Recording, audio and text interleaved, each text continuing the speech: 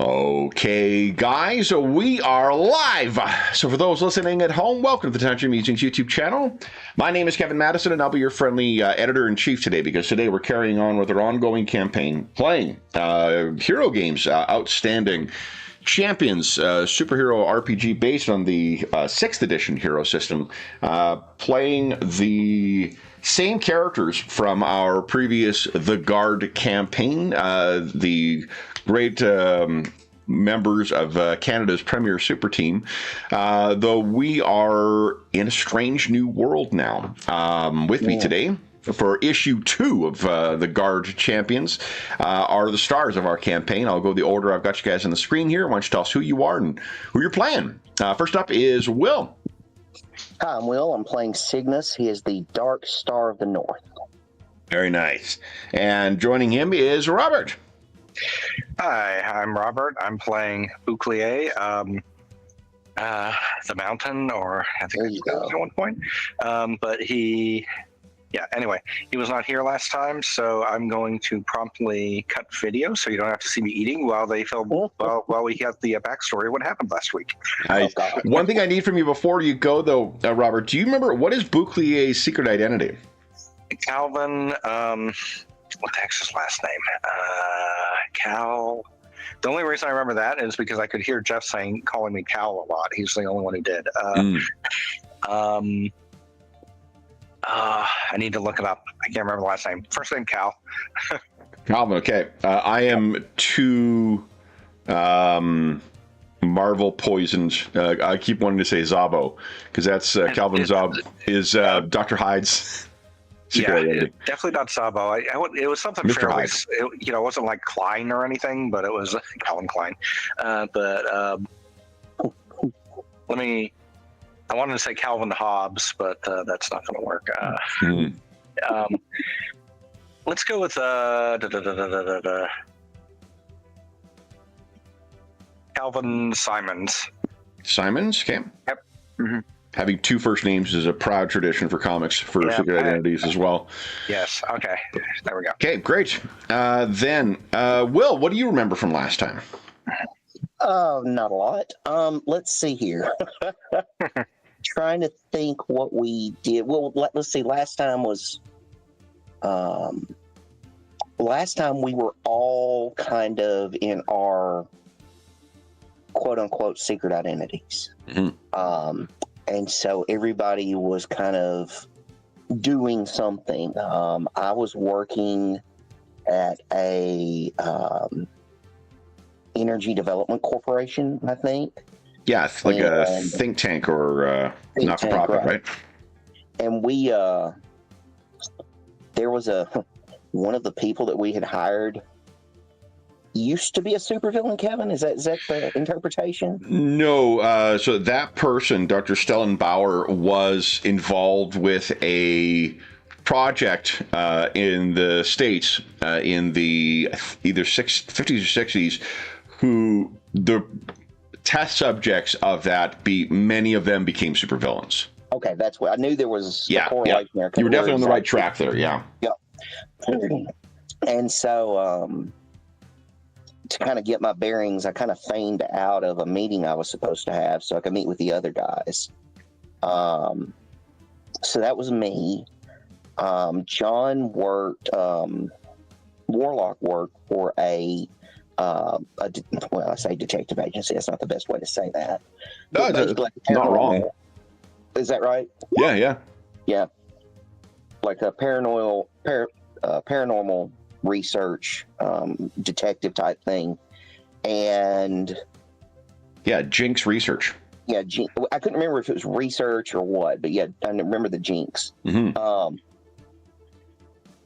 Let's see, I'm trying to remember what else. Somebody came and wanted him to investigate something. I cannot remember the details of that. It was a woman from North Vancouver who believed that her husband's mansion was haunted. Okay, yeah. And so he took that assignment. And then I'm trying to remember Jeff's, because he was there that time. I'm trying to remember his brother. Sunburst is from the 90s, actually. What's that? Project Sunburst, where Dr. Bauer. Yeah, I forgot. Sliding time scale. 1994 is when the project. It was early 2000s when it kind of came to light, and some of the supervillains. So it is still quite some time ago, but 30 years ago or so. But it's not as distant as the 60s or 70s for Dr. Bauer. Right. And that in the original edition of Champions, I believe that's when it was in the 60s ish for it. But sorry, I interrupted you though, Ben. What else do you recall? Fine. Let's see. I remember the one thing I remember. Actually, if I remember properly, Mind Warp. Oh God, I'm trying to remember that dude. Oh yeah, that was with me. I think it was. Yeah. Oh yeah, this dude started harassing me and knowing things I didn't know and being very. Who you're thinking of? No, that was a different fella. I don't have that. Do you not have an image for him? Tachyon. I have an image for him, but I forgot to. Let's see here. Forgot to load the image, but it's in here. This was your new friend. Oh, yeah, that's right. I remember that now. What do you remember about him? He was a pain in my ass. He was very like Mr. Mixelflix to me, in my mind, the way he kind of presented himself. He's like, I know things you don't know. Yeah. And he was aware of the fact that I'm not from this reality originally. He did allude to that. Yeah. And that was about it. It's not like we got in a fight or anything. Nope. He would just pop up and then pop out. Yeah.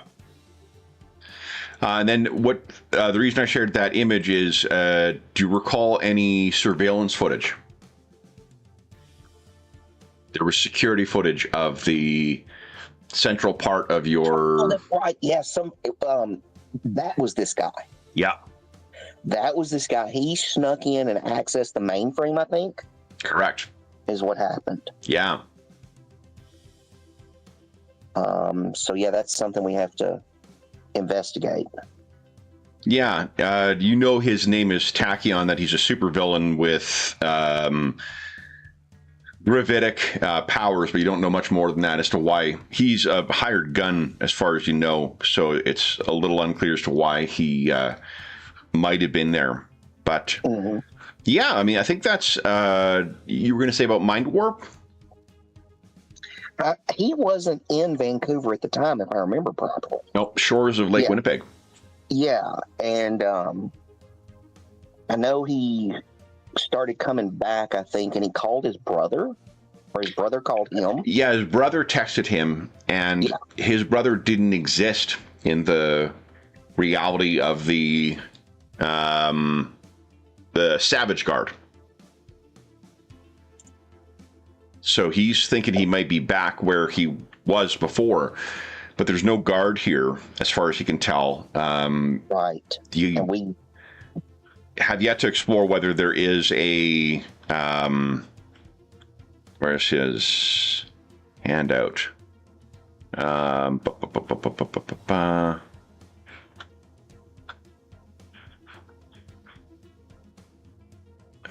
the heck are the handouts for the guard?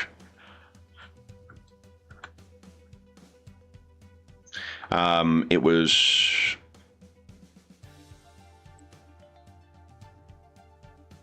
Is he in here?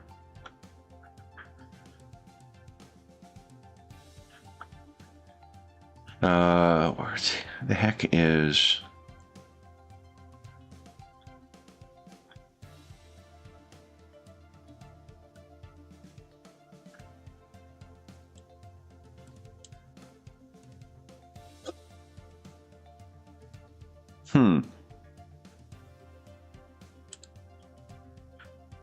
I've got these. I gotta reorganize these handouts because they are all over the bloody place. It is. It was your mentor, right? From the previous world. Did I move him somewhere?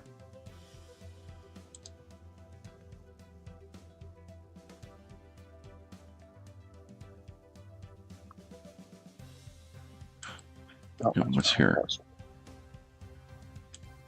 Whoopsies. Not that. Dead Winter. I'm sure we used we had his handout last time. Dr. Caliburn. There's where he was. Yes. Good Lord, that was pain to find. Wow. Okay. So then, yeah, that's all you recall. I think that's everything that happened last time. Oh, although Mind Warp also had he had some strange dream as well. He was in a lecture theater that was empty. He was filling out something on some equation on a board that relates to how he modified his mutant powers and became, who he is now. And there was a single kid wearing a child's school uniform sitting there listening or watching the lecture. And then Mind Warp realized what he was doing and tried speaking to the kid, and then he woke up. So I believe that gets us caught up. So let's start then with Bouclier in, should I say, Calvin Brooks. I saw your message, so you've got his correct name now. Yep. So, I know I have other images of it. I got to load more images. So this is Calvin. I'm going to bring you over to a street scene from a different city. This is not going to be the correct. For those at home, obviously, this is not Vancouver. Let alone downtown Vancouver. But get rid of some of these. Oh, they're on the wrong layer anyway. All right. Looks like England. That is actually, I believe it's Victoria. Okay. Yeah, so it's actually not that far from it. Just Victoria looks very much like the waterfront. Victoria looks a lot more like East Coast cities. For whatever reason, there's a lot more, this old kind of old harbor European quality to the cities. Mm-hmm. So it's the same province in Canada. It's just a different city. Yeah. But Bouclier, what you're suddenly find yourself with someone saying to you, sir, mm-hmm. and kind of catch yourself, and someone behind you kind of hits you with their elbow. It's like, cow. And you look around, and you're in looks like a coffee shop of some kind, and there's a barista who's looking a little confused. You look down, and there's a guy who you don't recognize, but the way he's looking at you suggests he knows you. And he's like, do you want something? Big day. Who are you? There's kind of like some muttering in line behind you because it's quite busy. Yeah. And he looks up and he's like, he looks at the barista and says, he'll have a large coffee and he'll have the date square, good for digestion. And he kind of hits you again. You're wearing what looks like some kind of like an overcoat over what's your costume, and you can tell you don't have your mask on. Okay. Yep. And she says, "Okay, anything else?" And he's like, "No, that's good. Thanks." And he kind of pushes you out of line. There's a touch of resistance, and then he finally just goes. And pulls out a line. And does he have any memory of like where he was, or is this just like suddenly there's? Last thing you remember is you guys were in in the interior of BC, trying to hide out at some lawyer's cabin, and you guys were, I think, investigating some kind of tracks that Mind Warp found while he was getting groceries and such for you. This was all from the previous Savage Supers. Okay. Yep. All that stuff is current or accurate to your character's memories. You just don't know what happened or how you're here or who this fella is. Yep. Yeah. So he's positive, and he has the expression on his face like he has no time for this crap, and he's like, "Okay, who the fuck are you?" And there's because of your size and whatnot, there's like a bit looking around, and he looks in and he's like, "Cal, what are you doing?" Harry. Okay, Harry, let's have a seat. Harry. Yeah. And he grabs the coffees and he holds up one that says your name on it, Cal, and one that says Terry. He's like, "Oh, Terry." Yeah. Terry. Has your coffee, has your day square, goes over. He's like, "What is going on with you? These nerves? There's no time for nerves." Calvin just sits down, looks at Terry, and he's like, okay, he's thinking to himself, okay, so apparently he thinks I know him. He sits down, opens up, and he gets he's got a date square himself, and he's like, "Eat it, it's good for digestion." Buckley is like, that was a McDonald's hamburger, but sure. And he starts biting and starts eating it. And okay. And if the coffee's arrived, he takes a few sips, and he's just staring at Terry, and he's like kind of trying to get any idea. Instead of just saying there would be belligerent, he's now trying to gather any information he can on who the heck this guy is. Sure. Just by looking at him. I think from looking around, I think you're able to clock that you are in Canada still. The way that the newspapers that are here, you seem to be in Vancouver, based on one of the newspapers or two of the newspapers that are nearby. But if you're staring at him, he'll finally look up at you, be like, "What?" He looks like, so he is a white guy. He's comparable. I think Buckley is in his late 20s or early 30s, right? Yep. Yeah, that's about right. Same age as you. He's dressed in casual wear, like it's not a suit, it's not a uniform. Yep. But he looks and you're not gonna eat your square? Big day today. You got a big exhibition. He picks up the square, takes a bite, and you can see that he's got a big bag with him as well. Like it looks like it's something a little larger. Why don't you give us an everyman skill check? Is there anything written on it? Any? No, just a black, kind of like not canvas, but it's like a black utility bag that you would use to carry stuff. I think that you may be able to. No, and you can't tell, like, barring asking him what's in there, you can't tell whether it's books or papers or whatever else it may be used for. Yep. You know what he does? He's like, okay, and he's muttering to himself. He says, "Hold on a second, I want to get something." Gets up, and if the bag is even partially out, he purposely stumbles into it. And he's also on his way to a paper that might be. So Terry's like, hey, careful, the gear's in there. And like when he hit it, was it something heavy or? No, definitely not.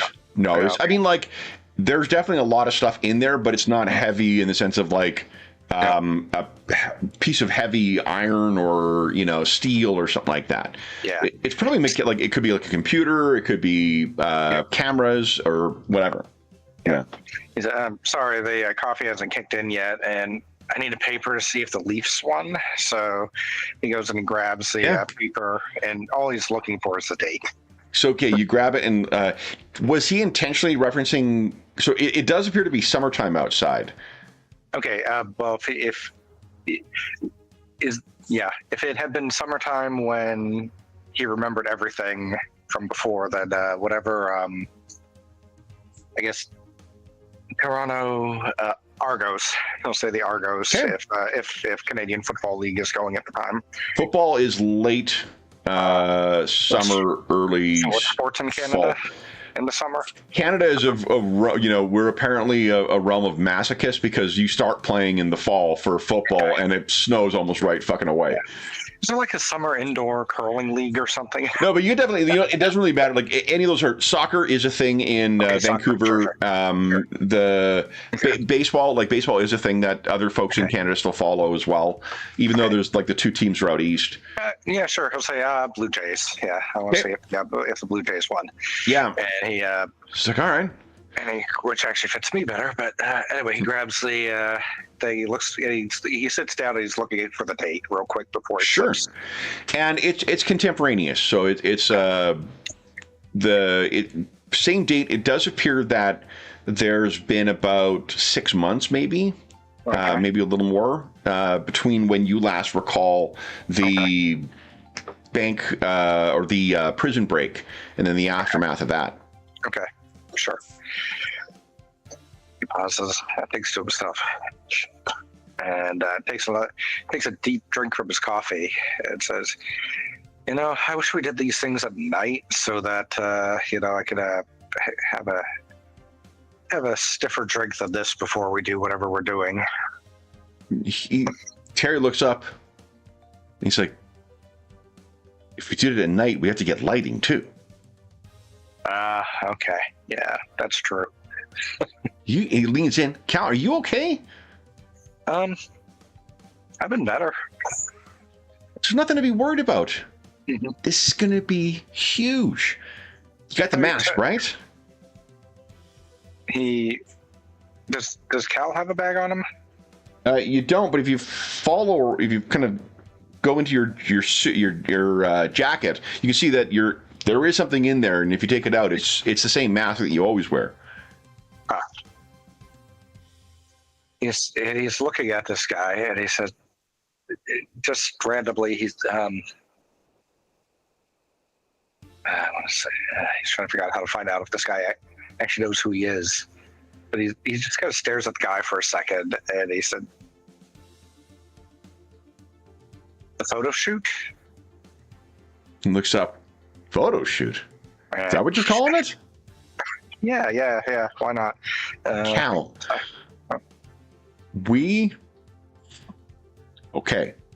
Because you don't seem to be doing well. Mm-hmm. Let's remember what we're doing today. Yes, fill me in so that I make sure you know what you're doing too. Oh, I know what I'm doing. I'll be behind the camera. Mm-hmm. And you,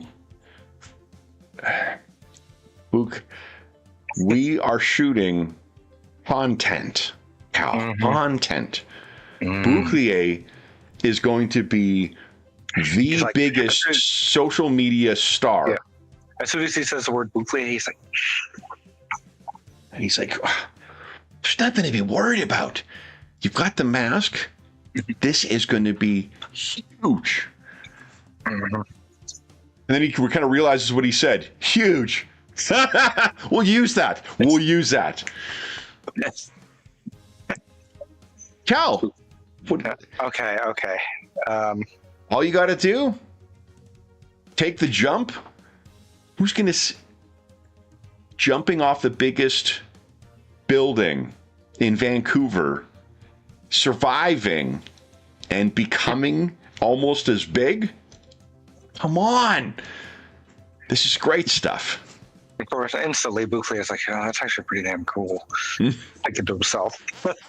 That's going to get a lot of views. He says, now, I'm trying to remember. We never actually talked about whether or not he had a social media presence in the other one. He wanted. I don't think he did because we never really brought it up. But you had mentioned that was something that Bouclier might be, interested in. So yeah. Okay. Terry's like, "Come on, man, have your drink. You got to be strong for this." He said, "All right, I think I can do this." He's thinking to himself, at least it's something simple. I can figure out what the hell else is going on, and he says, okay, great, that sounds good. All right. Thanks for the pep talk. And he pauses a moment, and he said, "Hey, has anybody followed up on that prison break, and he gives all the details of all what would have been the public details of the prison break that he was involved in. Yeah. So kind of looks at you confused. He's like, "What? There's no prison break. What are you talking about, Cal?" Oh, maybe that was a different year. Anyway, whatever. Coffee's still working. Don't worry yourself, Cal. As is always the case, I'm the brains, you're the brawn, buddy. Yep, Gary, sounds good. He deliberately gives the wrong name. He looks at you, Terry. Terry, he's a Terry, man. I got it. Come on, man. How long have we known each other? Long time, man. All right. Then, hey, speaking of, did you talk to your mom? Yes. Oh, good. And how's she been doing? I guess okay. She's, same old, same old. Okay. So, good. Well, I can't remember. Was his mom alive and the other one? We never really established one way or the other. But he says, well, tell her I say hi. Okay. I will. I will, Mary. I mean, yeah. He's like, Cal. He leans in. I'm your oldest friend. So understand when just messing with you, Terry. Come on. When I tell you this, you got great qualities, but your sense of humor really isn't one of them. I see. Yeah, you're right. Mom says that all the time. See, she knows what's good for you. So do I. You still haven't eaten your date square. He takes a bite, another bite. He had been nibbling on it, but this is definitely not the kind of thing that he normally recalls eating in the morning. Yeah, this is good. Good for your digestion. Yeah. All right. Well, finish up. We'll need lots of. You'll need your energy today. All right, sounds good. All right. He checks his phone and he does a couple of things on it while you guys are finishing up your coffee. If you check your pockets, you seem to have a smartphone on you as well. Okay. He grabs the smartphone. He starts looking through to see who his contacts are. He's particularly looking for other members of the guard or the aliases he put on there, or none of them are in there. You know them, so you know that it's Lincoln Mansfield is Mind Warp, Blaine Staunton is Warlock, and Dr. Leonard Cooper is Cygnus. Okay. Leonard Cooper, for some reason, I don't know why I was,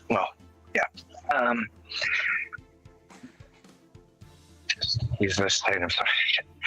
Okay. He texts for last, maybe the last 3 calls on there to see who would have called him or who he would have called. Sure enough, there is someone who is listed as mom. Okay. Any texts? A bunch of texts from Terry. A lot of the stuff seems to relate to what's being planned here. Okay. So there's a lot of talk about you may remember your character does have some scientific background to him too. So you've calculated the forces that you expect to hit at the bottom of the tower. Yep. And you're pretty confident that you're going to be able to do this. It seems like Terry's got a bunch of drones that have been rented as well. He's got cameras. So there's a whole thing involved here. Yeah, he's thinking to himself, boy, I plan a lot more than I usually do. And then he's like, and he's like, okay, this is going up somewhere. So he opens up his the browser on the phone and he's looking for his own media presence on it. Like what he might. Yeah. So you could probably what do you think as a sort of seemingly someone who got superpowers and now wants to, get rich through social media? At least that's the context you're getting from Terry. What do you think your social media would have looked like before you got powers? Well, this may completely date me because there might be other social media out there that I'm not aware of, but I'm assuming he's on Twitch and TikTok, and probably still on Instagram, where his dear old mom can actually find stuff. And YouTube, of course. So he probably goes to YouTube first and sees what he has, and the content he expects, or I would expect from him, is he probably, if he never got into the Guard or whatnot, he probably still got pulled into the WWE, thing afterwards, and he started trying to ape that a bit, but obviously without the wrestling content. So, and you would see that Terry is all over the stuff too. Yep. Like, clearly you guys know each other for quite some time. If you do go to like Facebook or an older thing, you can scroll back quite far and find that you and Terry grew up together, it seems. Okay. Does it also show where we grew up? Like, was it his original? Yeah. Where did you grow up originally? I don't know. Let's say Toronto. Okay, yeah, and then you would come out here. Yeah, it looks like both of you guys, and if not Toronto, like could be one of the like feeder communities from there. Sure, and which I don't know. But. So there's what you do find is there's a lot of stuff of your seemingly what you've tagged at least as your mom and your dad, and Terry. Is Cal an only child, or did he have kids? Have brothers or sisters? Let's say he had a older sister who, a fair bit older, who did the combination of, not beat him up, but basically tease him a lot, give him a hard time, and at the same time was fiercely protective of him. Yeah. Sometimes in ways he didn't actually realize. And maybe every so often it'll pop into his head when he sees something like, oh yeah, she was just protecting me from stuff. Maybe she's like a registered nurse in kind of practical minded, like get a good job, get to work and whatnot. So maybe she and your mom, it seems from the Facebook, are still in Ontario, but from all the appearances, like you and Terry, there's tons of stuff of him being at your house, having dinner with your family, camping, like trips and whatnot. So it seems to be even beyond the sort of like grew up together, knew each other in the neighborhood. Like you guys seem to have been around each other in a more substantial way than just, best buds who happen to know each other as kids. Yes. Yep. Okay. He's like, and like he's pausing. He's like closing his eyes, looking at the scene, seeing if any of it is actually in his memory, or if it's just all stuff he's just seeing now for the first time. There's probably some things in there that did track to your childhood, to what you remember from it. But I think that you, there probably was no Terry in your previous things. Like you, Bouclier struck us as kind of a loner in the previous one. So there's a lot less support structure that you had. I don't think your parents would have been around still, either of them. Okay. So, and was your sister present in the... I will say no. Yeah, so there's a lot of like... there's a lot of things that are different about this world. You've got a much... So he doesn't have any memory of what his sister did then in this world. Like, there's no actual memories associated with any of this. The new stuff. No, but you probably have like in the way that Facebook does, right? Where people scan and post old photographs. So you've got kind of a view of her, being big sister stuff. Okay, sure. So he's just looking through all this ghost stuff and going, shit. And he tries to remember any of the phone numbers he used to have for his contacts, like, Cygnus or whatnot, seeing if any of them popped to his mind. Of course, it being a smartphone, you put them in once and you probably never see them again except when it's calling. So he's just trying to visualize it, see if he remembers any of them. So you try that, and like none of the numbers that you vaguely remember are working anymore, but you could do, an internet search for them. And because the others aren't here, so let's say you start with Dr. Cooper. And what you find is that he appears to be, he's listed on the website of something called the Dark Star Institute, which is actually located in Richmond, which is south of Vancouver. Okay, and sorry, this is Cygnus's alter ego. Yes. Yeah. Okay. All right. He says, "Okay, gotta get a." He sees if there's an email associated with it, and if there is, he pops a quick email off saying, "Hey, big fan. I have a business proposition." That he also just, I have a business proposition regarding. Let's see, what does he say? Regarding Caliburn. Is it Caliburn or Caliban? Caliburn. Caliburn. Okay. Yeah. So he pops that in, and then he sends that. Yeah. And then he goes in and calls his mom. Okay. Mm-hmm. So if you call, if you could like step outside for a moment and explain to Terry what you're doing, call, and she answers. Mm-hmm. Hello? Cal. Hey, Mom. He says, "Hey, Mom, how you doing?" Oh, I'm doing okay. The hip's a little sore still, and I'm having some trouble getting around. What's your sister's name? Let's say Kim. Kim? Mm-hmm. Kim's probably got a different surname too, right? Yes. Let's go with. Let's give her the name Simons. Okay. But Kimmy has been by, and she's been really helping. She's arranged for someone to come by too, to cut the lawn, to take care of some of the things outside. Yeah. How are you? I'm doing good. And he says, "Hey, Mom, I think something big's coming my way soon, so I think I could send a bit more money." And he doesn't say that I usually do, because he doesn't know if he does, but he says, "I think I could send a bit more money to help you out, and maybe then you don't have to do all that stuff." Cal, I'm okay. I'm doing fine. That's great news. It's just the thing, you and Terry. Yeah. In fact, you should probably see something on the news about it tonight, I'm guessing. So, but I can't say anything else right now. There's that bit of a pause on her end, and she's like, "Oh, you would probably know." She's like, "Oh, that's great," and trying to just, because there's a moment where she's trying to decide, is like, "I'm gonna see it in the news. Like, is that good?" No, that's probably good. Yeah. Oh, I'm so happy for you. That's great. Well, you have. Is it this morning?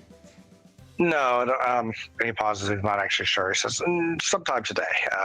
The timing's fluid." Oh, well, good luck. Yeah. All right. Well, I just wanted to call, see how you're doing, and tell Kim there's a pause. Like, tell Kim I love her. And, yeah. I will, Cal. Okay. All right. He hangs up and he goes back inside. Says, "Okay, Terry, remind me, when are we doing this?" He looks up at you. We're going. Oh, okay. From here. All right. Yeah, that's right. He pauses. He goes up to the counter again, and he says, "Give me a sausage and egg biscuit." They're like, "Okay." He takes that. He wolfs it down. Okay. He looks at Terry. He says, "Come on, man. You know I need more protein for something like this." It's like, there you go. There you go. Mm-hmm. All right. So he pulls out some stuff from the like a tablet from the bag, and he begins going through some plans with you. It appears you're going to be throwing yourself off the tallest building in Vancouver. Okay. And which one would that be? Just out of curiosity. I don't remember offhand. I did look it up before. I will look it up for you. And actually, I have during our break. I can load the illustration of it as well, or the photo. The Living Shangri-La. Which yes. Completed in 2010. This is after 2010, right? Yeah. Okay. Yeah. All right. Yeah. Okay. And Cygnus, just so you know, I don't, since you were maybe off, Buckley did send a email to the location where either your alter ego or whether or not you are actually able to get it. But he's basically said something like, "Hey, this is." It says Calvin.Brooks, whatnot on it. It says, "Hey, I'm a big fan. I'd like to contact you about a business arrangement regarding Caliburn."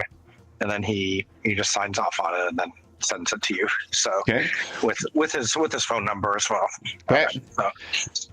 So Cygnus, let's maybe while you're going through the plans with Terry, let's cut to Cygnus then. Yep. So Cygnus, you are back in Vancouver once again.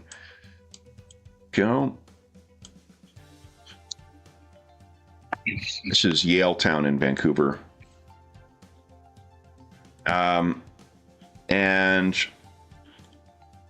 is Cygnus the type to get to the office early, or is he late arrival type? Oh, you're muted, Will. So Bo. What am I supposed to be drinking? Or do we just drink something? Yeah, anything. All right. Oh, let's take a look here. You're in the call. You're not muted in the call, so it shouldn't be. Did you mute your mic on your side?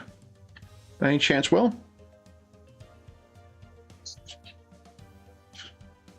I don't hear you. No. Still nothing. I see your lips moving. I can see you. Yeah, and you're not muted in the meet. Mm-hmm. Your camera is starting to flash once again, though.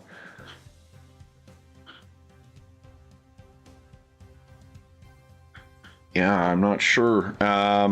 Maybe drop out of the meet call. And there's the there's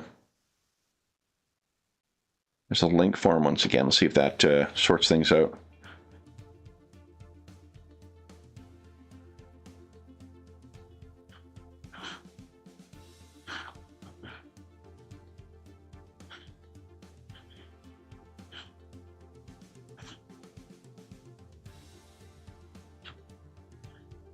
Maybe also check your sound settings in the on the computer itself and make sure it's connected to the right thing.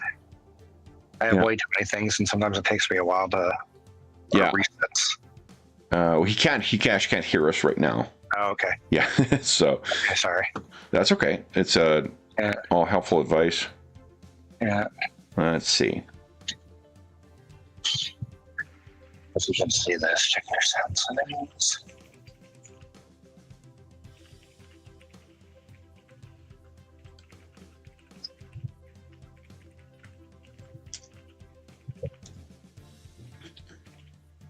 Let's see.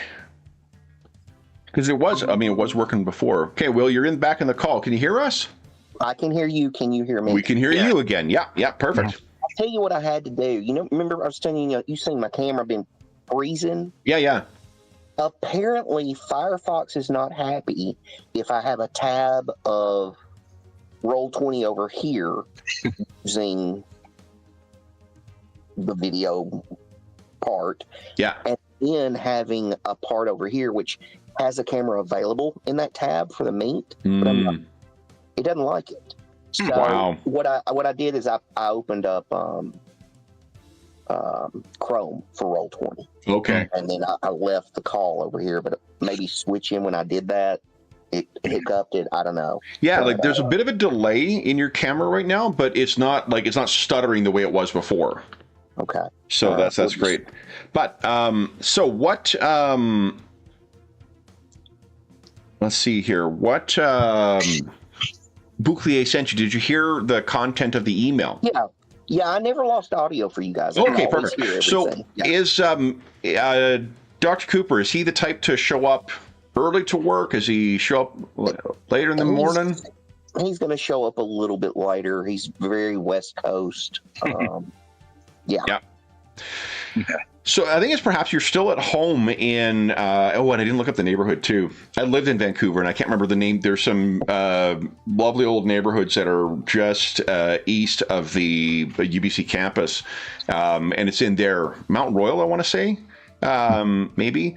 But in any event, you're still kind of getting ready to go home, and you see an email, or getting ready to head into the office, Cygnus, when you get an email from someone that, you know, in your business line. I imagine you get quite a few in the morning, but this one particularly stands out because you had not been able to find Cal when you yesterday made those arrangements to meet with the whole team this morning. You had not, you hadn't been able to find Cal. This email seems to be from him. Well, that's interesting. So I suppose he's not in my contacts. So yeah, let me go ahead and give him a call. Yeah. So, Cal, you're at the coffee shop still. You're, been finishing up preparations. It's only about maybe 5 minutes, 10 minutes since you sent your email to him, and your phone starts ringing, and you can see it says, L. Cooper on it. Okay. He holds up a finger to Terry and says, "Got to take this, then we're going to go, okay?" And he's like, "Who are you talking to?" I says, "What do you mean? Who am I talking to?" He's like, "Just something I got to take care of." And he walks outside real quick, glances to make sure, hopefully, that Terry's not directly behind him, and he says, "Hey, sorry, your name is, what's the first name?" Leonard. Leonard. "Hey, Leonard, is that you?" Yeah. There's no Calamern here. Yeah, I know. I didn't know. Thanks for telling me, but I wanted to send something that meant something to both of us, but apparently doesn't to me right now, and I don't know what the hell's going on. Welcome to the party. Okay. I'm supposed to jump off a building in about 10 minutes, I think. He says, and of course I know that because I looked it up, but I don't think he has yet. It's like, well, Vancouver, tallest building. If you're still there, right, Vancouver? Yeah. All right, just hang out there. As soon as I can, I'll get away and catch up with you. Okay. He names a coffee shop that he hopes still exists. Probably does. Well, Cygnus could tell you one thing we forgot about in our review is that the team agreed to sort of meet this morning. Okay. Not Jinx Research. Okay. Yeah, we're. I already contacted Warlock and Mind Warp, and oh, great. We're gonna go ahead and meet at where Warlock works now, which is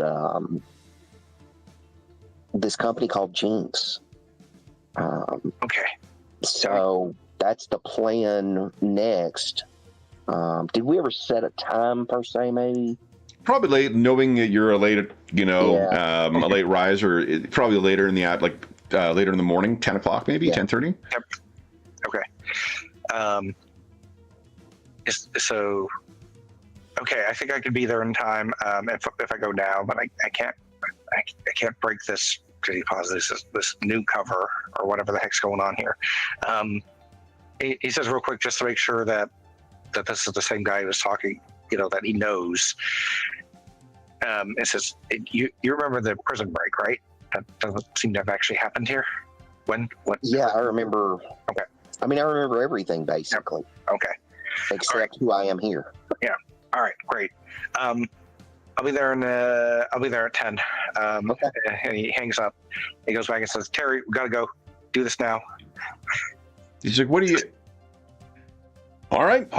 Yeah. And he's gonna start bundling stuff up and getting it ready, what and then time actually is it? Is it like? It's probably like 9:30ish. 9:30th. Just like, yeah. Okay. Gotta go. Okay. So you pack up your stuff and. He gets all right, and gets his stuff into the bag. He throws it over his shoulder, and he gets the one of the cameras out, and he seems to be carrying it along. He's like, all right. He's telling Terry as he goes. He says, "That was my plumber. Bigger problem than I thought back at the house. sewage, all that good stuff. So I got to go back as soon as we finish. All right. So I'm going to He looks at you in your take the condo? video, whatever. And he says yes, and he says, I'm going to jump. I'll give you the thumbs up, and then I got to split, man. Okay. So. I'll catch up with you later, man. I take it you know what to do and where to post and all that good stuff. I know you do that. So I'll catch up with you after, and we'll celebrate. So let's go. He starts. Well, just hold on. Where we're going? Okay, give us a Bouclier, give us a perception check, please. You'll find that on the core tab. Yeah. Okay. Sure. Part of this is like he realized that he could probably just blow him off for a bit, but he does think this is a really cool idea that it's off the building. So, all right. So we're going to cut away to Dr. Cooper for a moment here, but what you're able to, it seems like he's stalling a little bit. Like he's taking longer to put stuff away to, get down. He seems to be checking his watch. Yeah. So it's as if there's something going on. Like he's trying to make sure that you're leaving at a time that he has in mind. Mm. So, okay. But he finally managed to finish up, and you're able to get going. Okay. And he says, "Get the mask in your hand, but not on yet." All right. So all right. He's ready. He's kind of glancing at him. What is this making him think?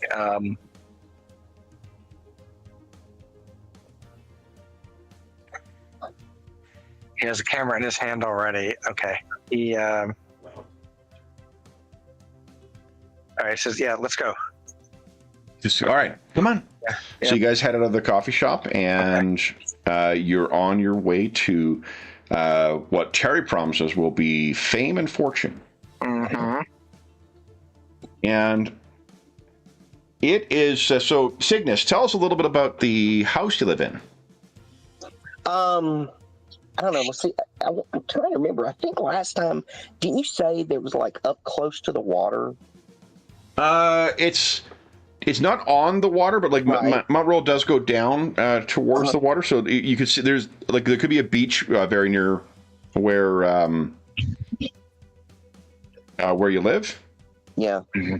And you said there were mainly older houses in like the classic style. Yeah, like Mount Royal. I'm trying to find Let me see what I can find. If I'm remembering the neighborhood, should look at Quebec. Like I lived in the dirt part of town when I was there, so East Van, baby. You would definitely not want to live there, at least not at the time I lived there.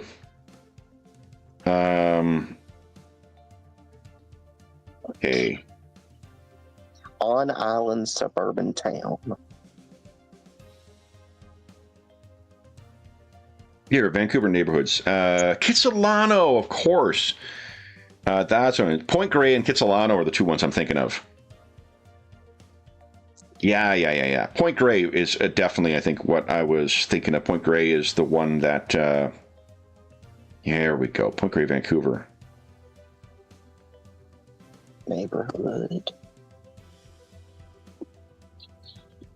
Oh, yeah. Those are pretty... Pretty nice, eh? Yeah, and there's a little beach. Yeah, and then like it's quite suburban. They've maintained a lot of the trees and stuff like that, so it really feels like here's a street from Point Grey. Yep. So, while you'll be able to see Mount Robson to the north, and you'll be able to see like the spires of downtown not far away too, you're certainly in a suburban area. Right. So what do you think your house would look like? I'm trying to get an idea of some of the others. I do think it would probably be a little more, at least exterior. It blends in more. It's more similar. I would assume it's... let's see here. What would I look at in my mind? It might be Craftsman-esque. something like that. Like a restored home, you mean? What's that? Like a restored home kind of thing? Yeah, kind of like a restored home, exactly. Very much so. Yeah. Okay. But the inside is a bit more contemporary. Okay. Especially, like I'm thinking, like maybe the front of his house faces the street, but he's got kind of a big window set up in the back where he can kind of see those things. He can see nature. He can see the water and the trees and whatever.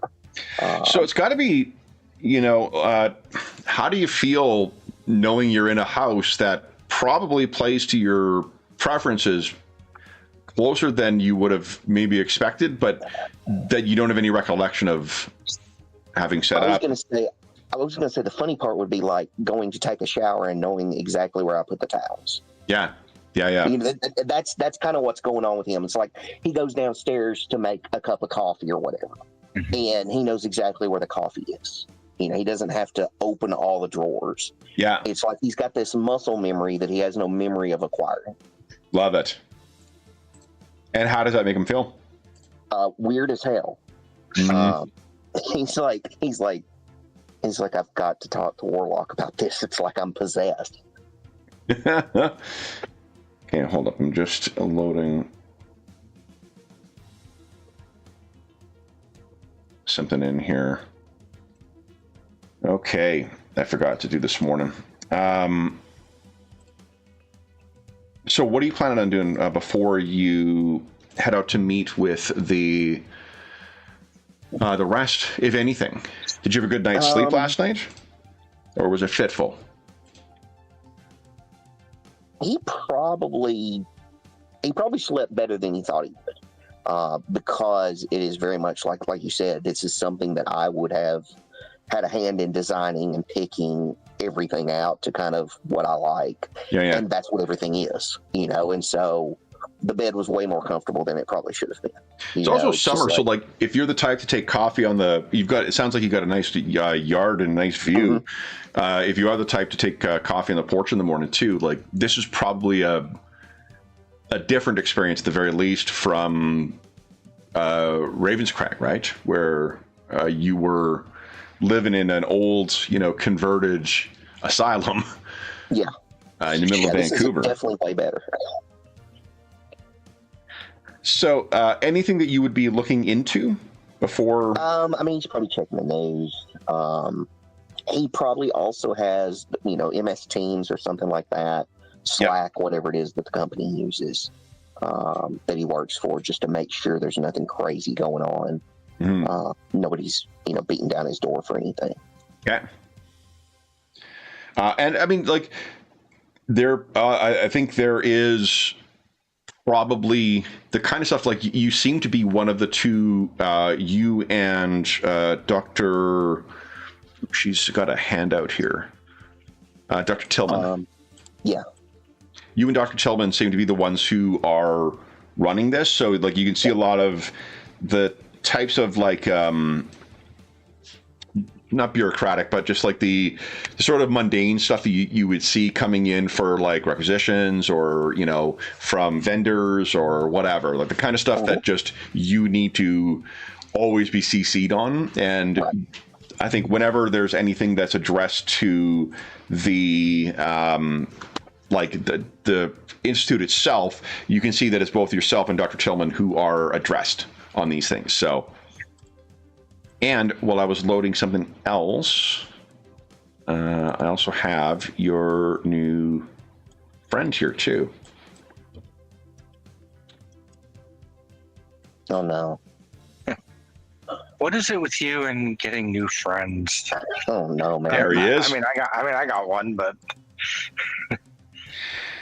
so you're sitting and maybe getting ready to, you got yourself changed. How are you dressed to meet with your former teammates? He's probably casual.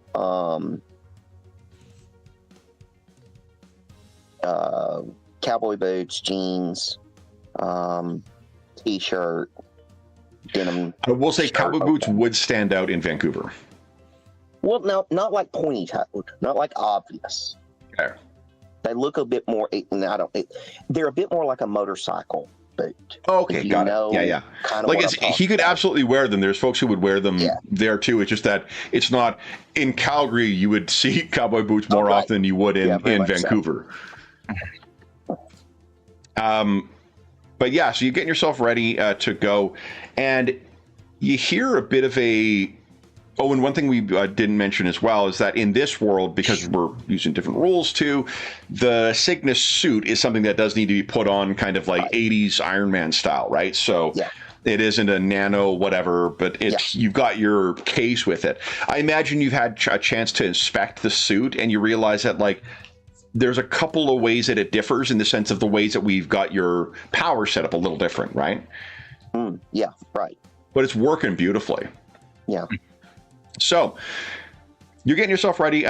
What's the last thing you're going to be doing before you head out the door? Probably just finishes his coffee and then. So maybe you're looking in the yard, out back, and just kind of thinking like, are you disquieted still? Are you feeling like at your core? How are you feeling about the circumstances you find yourself in now? I think more than anything right now, I think his curiosity is kicking in. That scientific side of, okay, what happened? How did it happen? What does it mean? Those types of questions. Okay. As opposed to being as freaked out, I guess. Okay. So you have those in mind when you hear a sound kind of similar to what you heard when your new friend sort of suddenly appeared. There's a weird like rippling and kind of, I don't know, popping sound. And if you look behind you, you can see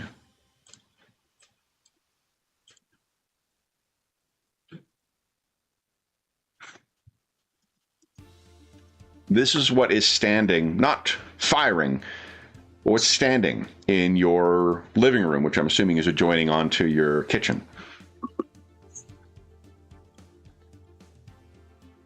Oh, okay. Whoa, what the hell? And the little squat fella with the crab legs and the big eye, he pulls out something from his belt and kind of howls it towards you, and there's a light, like a greenish light that kind of goes and scans up and down. Then he turns to the other one and says some other thing, and you can see he's raising his gun in your direction. Whoa, that's not cool. No, so let's drop into... unfortunately, I don't think we'll do this one for Theater of the Mind, because I didn't get a proper... battle mat setup for this one, or rather for these guys, but I do need to do one thing here first. It'll save us effort. I'm assuming you got your case with your suit right with you too. Yeah, I was fixing to say, I mean, that's something he's fixing to get out of the house, so he's got that there with him. Definitely, yeah. That's not something you would ever, leave behind, particularly when you're going to meet with your fellows or your friends, and particularly not knowing where you are or what to experience, right? Yeah. Okay, so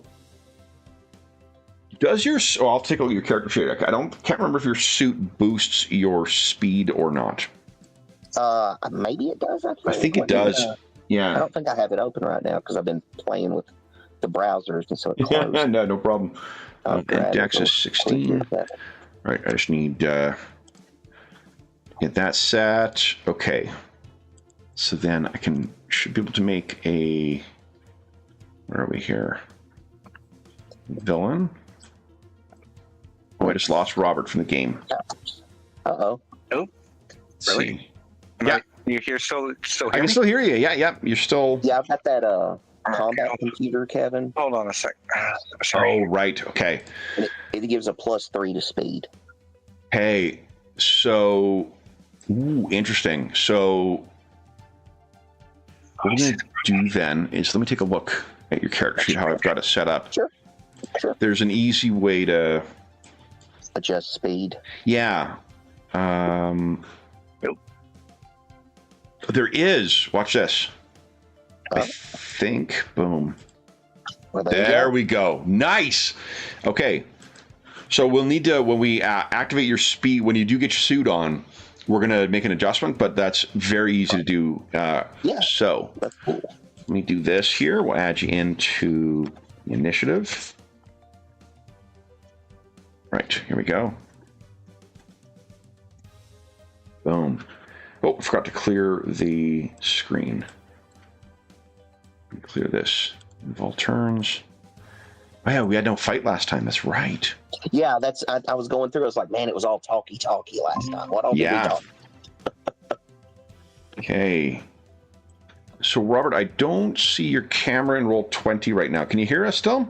I can hear you. Can you hear me? Can, yes. Yeah. Okay. Let me set this. See if I can. Others can hear or see video. Both of those. Let's try reconnect. Oh, I have to click on the join. Got it. Okay. Oh, yeah. Okay. So then we do start as an all combats. We start in segment 12, and you are up first. You have a better dexterity than these two fellas. Let's see. I guess, let's see. So I'm kind of probably, let me think about how it's laid out. Okay. So I'm probably standing close to the front door. Yeah. And I would suspect there may be stairs, maybe to the left of the door. Sure. Yeah, maybe to the left door. So I've got the case. So I jump up a couple of stairs. So it'll be like a half move to get up there? Yeah, just to kind of get out of the way of their immediate vision. And then I'm popping the case and starting to put everything on. Okay, so it's probably a half action to get the thing open. On their turn, they are going to... you can hear them kind of like speak to one another, and in whatever alien tongue, the taller, kind of finned fella runs half move forward, and then he sees you in the... he'll actually have to spend the whole turn getting over to get an angle on you. And the other fella, you can hear that same kind of, rippling pop, and then he appears in front of you in the stairwell. But that's all that's his full round. Okay. Everyone would recover stun and endurance for the round, but no one spent it. Stignus, if you want to spend your round getting your armor on. Yes, that is his next most important thing, get that armor on. All right, then let me do this. I'm going to remove you from it.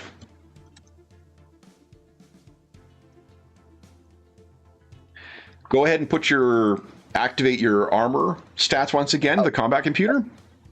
There it is. I see it, Kevin. Awesome. Perfect. And I did. And then let's back in. All right. So then it is the soldiers have a turn next, so each of them will get a chance to fire at you. And it's over here. All right, what is your DCV currently? I don't think I've said anything yet. Base DCV is 9. 9, okay. Is 9 without any combats? Yeah, up there at the top, it says OCV, DCV, and then the OM and the DM. It says 9 up there. Perfect. Okay. So, the first is going to fire. Let's see here. So I need 1 plus 15.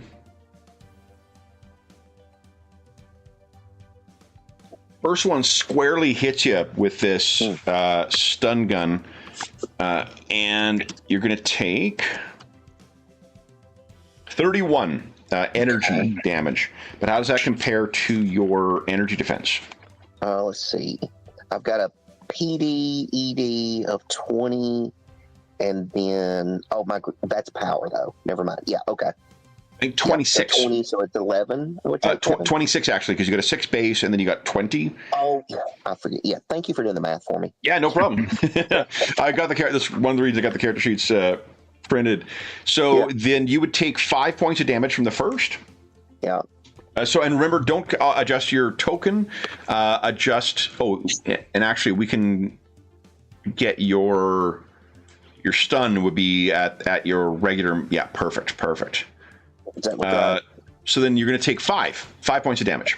There we go. Okay, and then the second one fires on you, and because 5 is less than your constitution, you're not stunned. Second one hits you as well.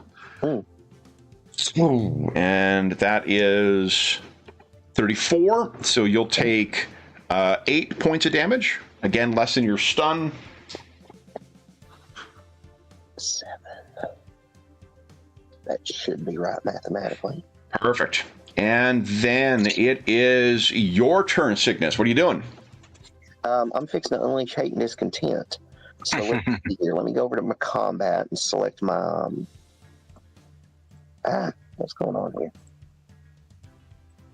Okay, there we go. Let's put ranged and OCV, and then we'll put one in DCV. All right. Let's see here, and then back to powers. I'm going to unleash. I'm not screwing around because I don't know who these guys are. I don't know what's going on. So I'm going to unleash my dark matter burst. Ooh, nice. Or blast on the weird looking one, I think. Here, So I've got them labeled as Finn and I. Yeah, the eye. The eye, you got it. So then go ahead. Did you pay your endurance as well? Yeah. Okay, awesome. All right, that hits DCV 10. So that definitely hits him. His energy is 13, so that's going to be 20 he takes. Look at this. And that is more than his constitution, so he is stunned. Ooh, you blast the one in front of you. And give us a 2d6 roll, please. Just a 2d6.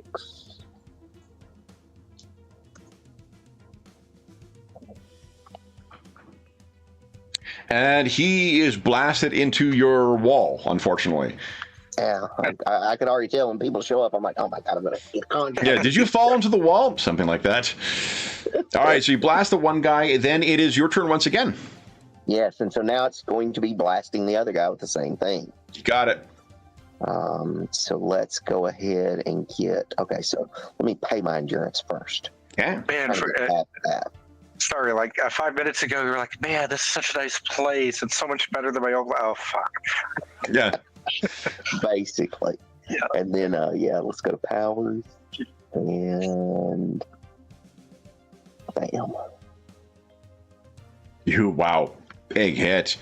Okay, so that is, give us a 2d6 roll, please. Let's see, is this going to get it? No, it's not. 13. Okay. Wow.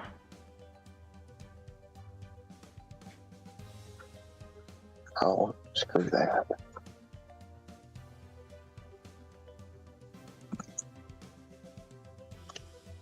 That's a lot of body. Yeah. And he is sent pinwheeling back and then over to basically where your couch is. All right, both of them need to recover from stunned conditions on their turn. Then it is your turn once again, Cygnus. So they're staggering to get themselves up and to recover. I is sort of like looking all over. You clearly have rung his little egg-bodied bell, and Finn has a crack in his visor from where you hit him. Mm-hmm. Let's see. Trying to figure out what would be a good... Because I guess I don't really want to beat the shit out of him at this point. I don't want to do double knockback, so yeah, let's do that. Yeah, I'll hit him with a blast again, especially the one eye. Hit an eye? Yeah. Okay, you got it. Cool. Powers. Dark matter blast. Hey, so turning back, that is a solid hit on him. He slams into the wall once again, falls down, completely unconscious. Good. And then you have one more action. Finn is going to be staggered to his feet. Can I close the distance with Finn? Yeah, if you're using your flight, like your flight, I think is quite fast. So yeah, if you use your half move for that. Yeah, your gravitic move, you can get over to him. What would you like to do? I'm just going to grab him physically.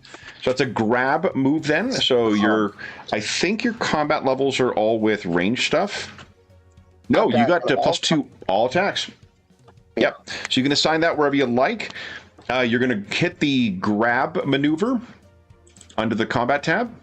Yeah, I just got to find her. There it is. I see it. Okay. And checked it. Yeah, and whenever you're ready, I think there is under hours. There should be a. There's an OCV attack roll. OCV, yeah, offensive combat value is for attack. DCV is defensive combat value. Yep. So there's the attack roll button. So okay, cool.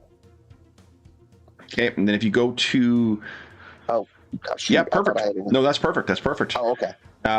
Okay. Then that is his DCV 9.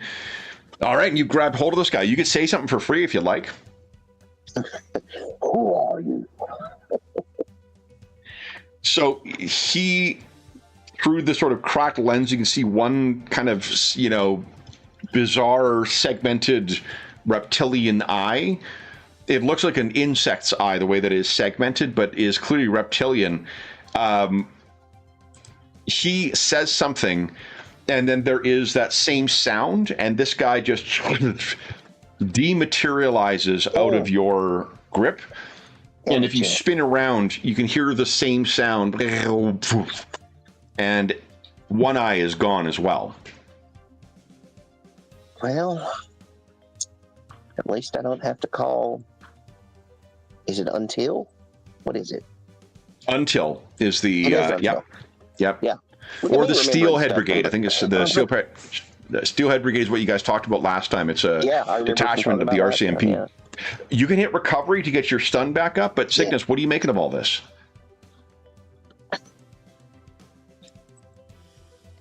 I don't know. It's definitely weird.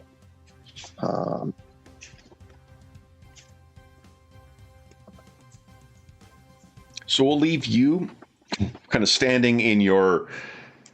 Boy, there's gonna be some renos now at the top of the stairs and in the living room. Why don't we take our mid-session break right now, and then we'll come back and see what awaits Bouclier. So for those listening at home, we'll be back in about 5 minutes. Sure.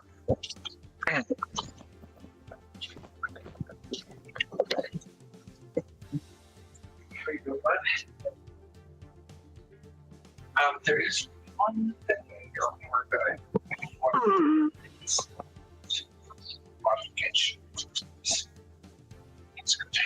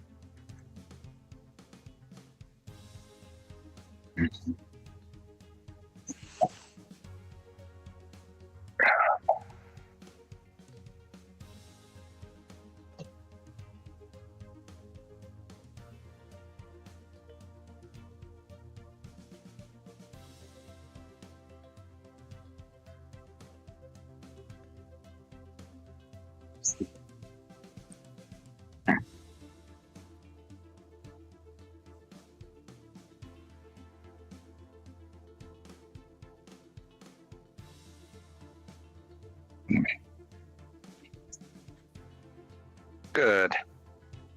Yeah, I realized afterwards, I was like, maybe Bouclier should have.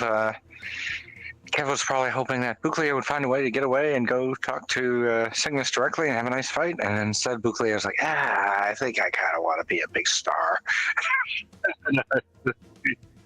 Yeah. Yep.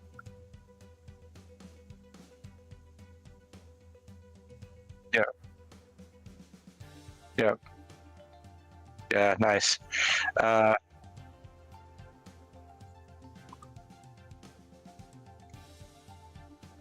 Oh, yeah.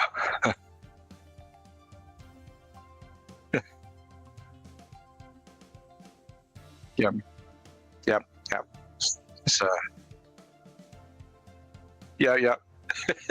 Which is also probably a credible Bouclier response, but at least he's going this way instead of the sociopath way in this world. Yeah. I've been, my big new addiction, not addiction, but what I've been reading is the new Dolmenwood campaign set. So, yeah. Yeah, it's a beautiful book, beautiful set of books, and it's of course heavily influenced by OSC, which is where the first campaign book came out. But they've done a few things to make it more unique for the setting, which I think is good. So yeah, it's fun. Yeah, yep.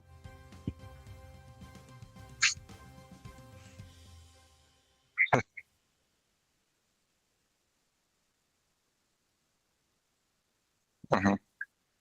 Okay.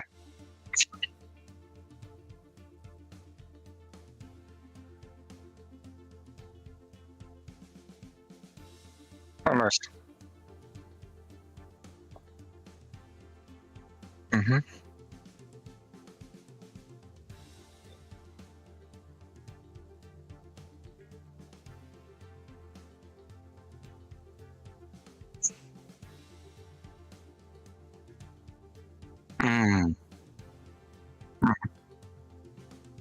Nice.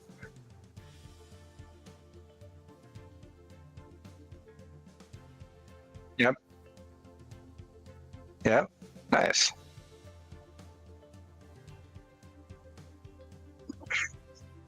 Yep.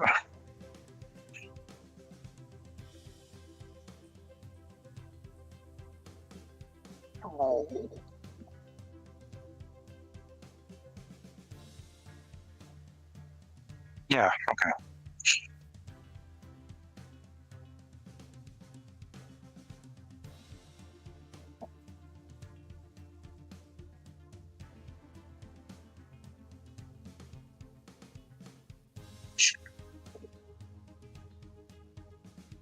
Hmm.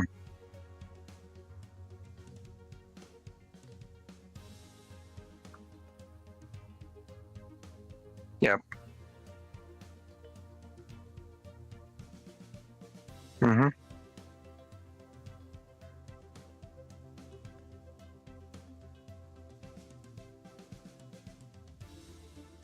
Hmm.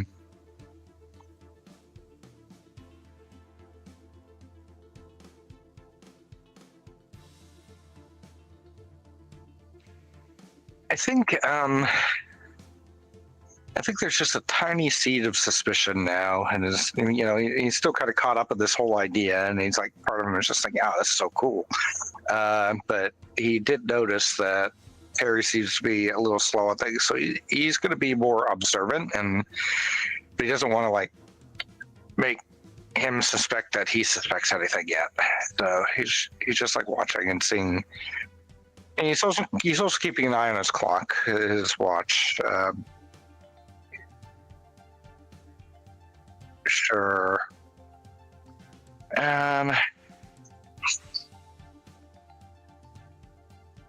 sorry, perception is on the core page. Yep, okay. There it is. Oh, yeah. It's the only sense. Okay.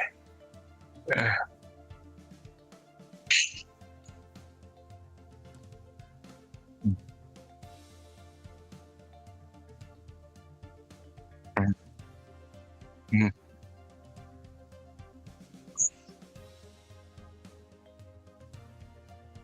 Mm-hmm.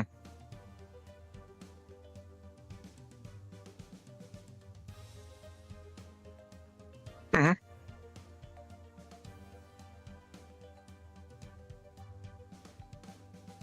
Yeah. He's like, he's a, yeah, yeah, yeah, yeah.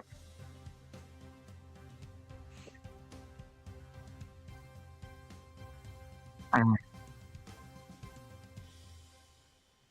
Yeah,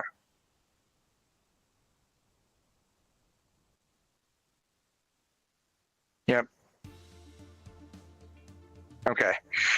Um, so he noticed that the camera turned on. He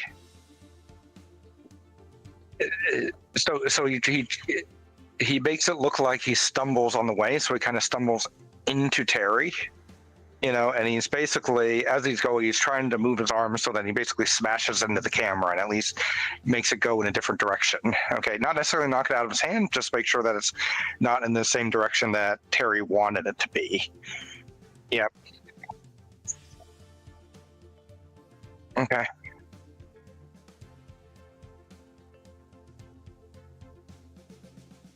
Okay. Okay. Where do I find any of this? Combat. Okay. Combat. Disarm. Okay. The strength versus strength. Okay.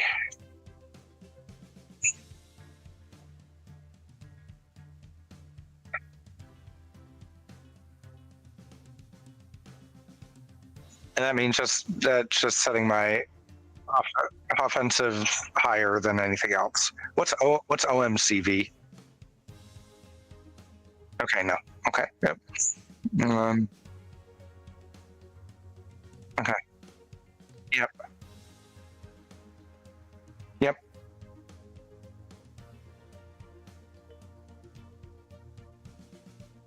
Oh, the attacking.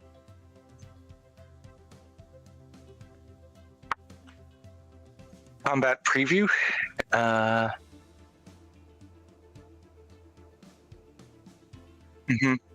Yep.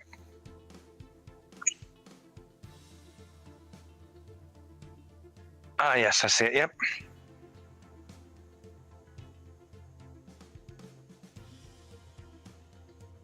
Roll. Got it. Okay. Okay.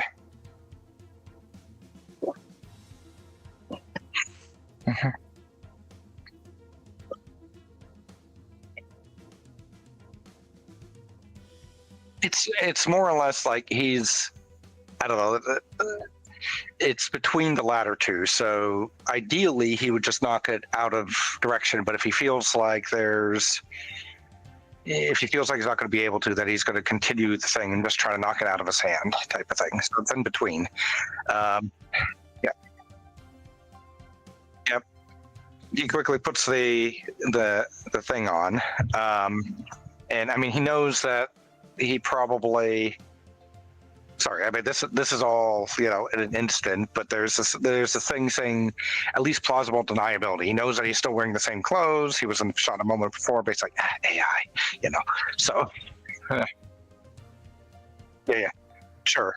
Yeah, he does. He does that. Pulls it on, and basically jumps in front of the truck. And he's like, God, he's like, he has no idea really if this is going to work. Like he's like, there's still part of him that thinks that okay, if he has control of the situation, he knows he's going to be okay. Here, he's not quite sure if he's going to get big enough before the thing squashes him.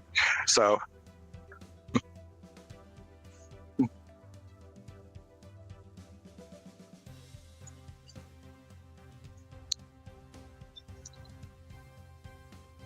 Okay. Yep.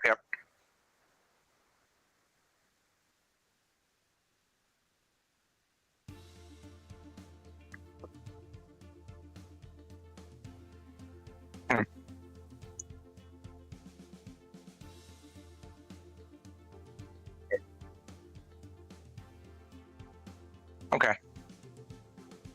Yep.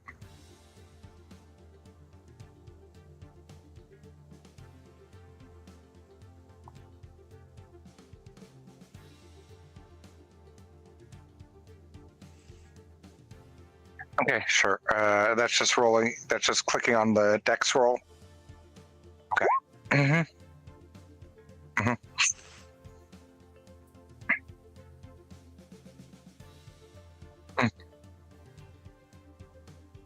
Yep.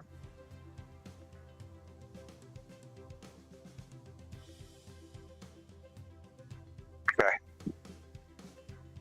Yep.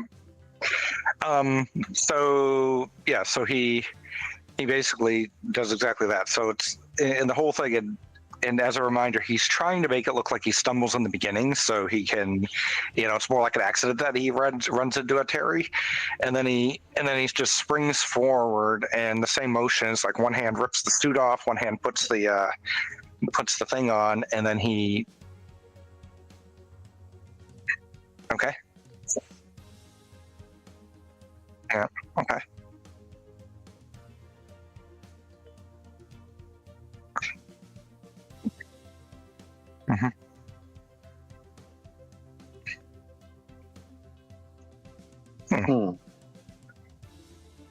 So this is what's streaming rather than what we're hearing.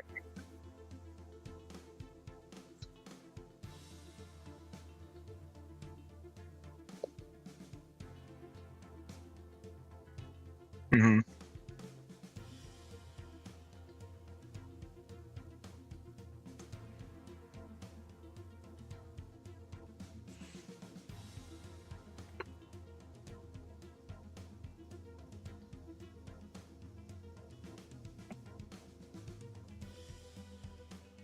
You could always do the same thing that Will did, just log out and back in.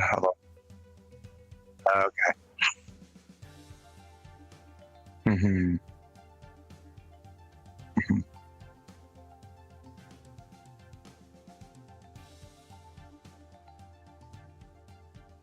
Hmm.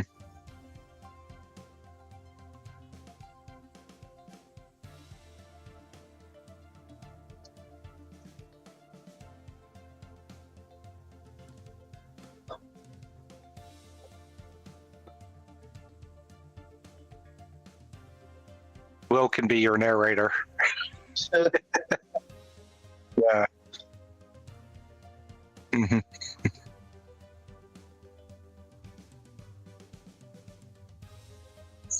Hmm.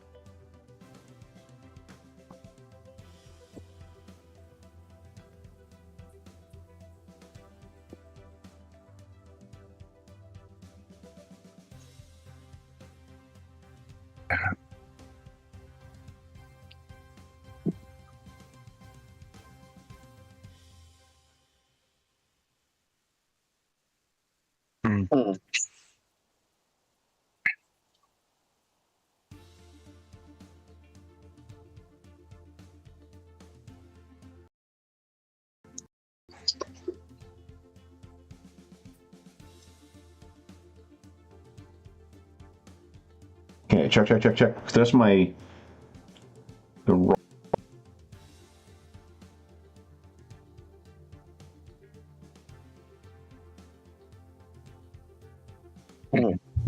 No, you know what it is? I'm a dumbass. I had the mic muted. I don't know why you guys could hear me and not. It didn't unmute when I came back from the break. So, all right. So, what for those listening at home? It's not OBS, it's human errors, problem between keyboard and chair.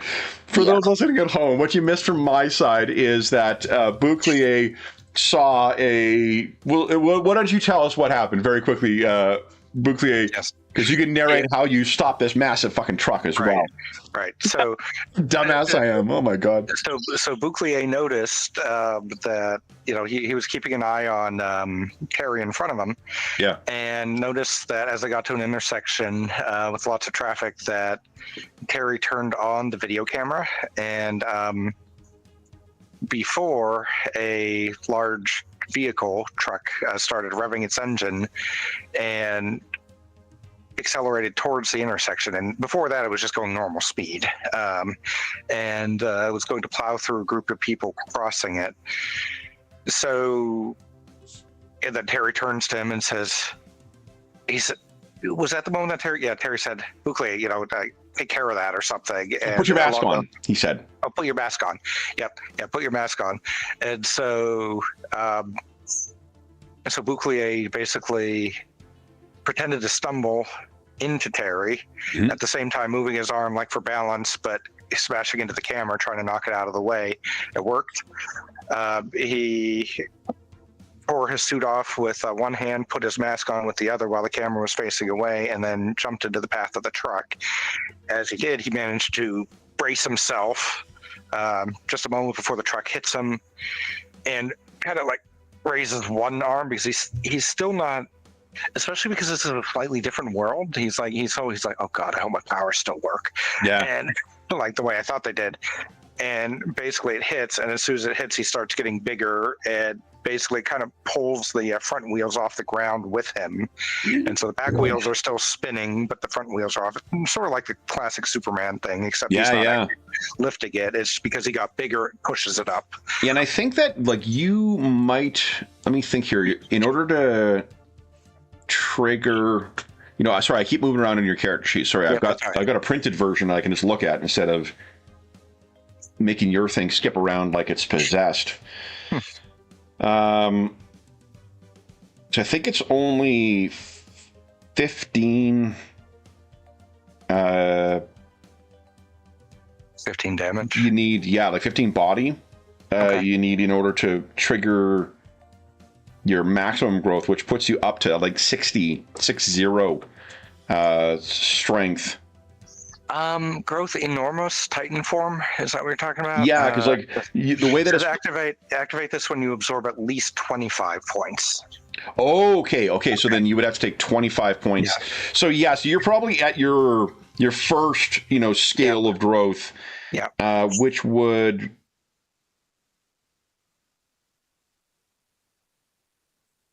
she at? Let's see here. Hulk size. Up to 4 meters tall.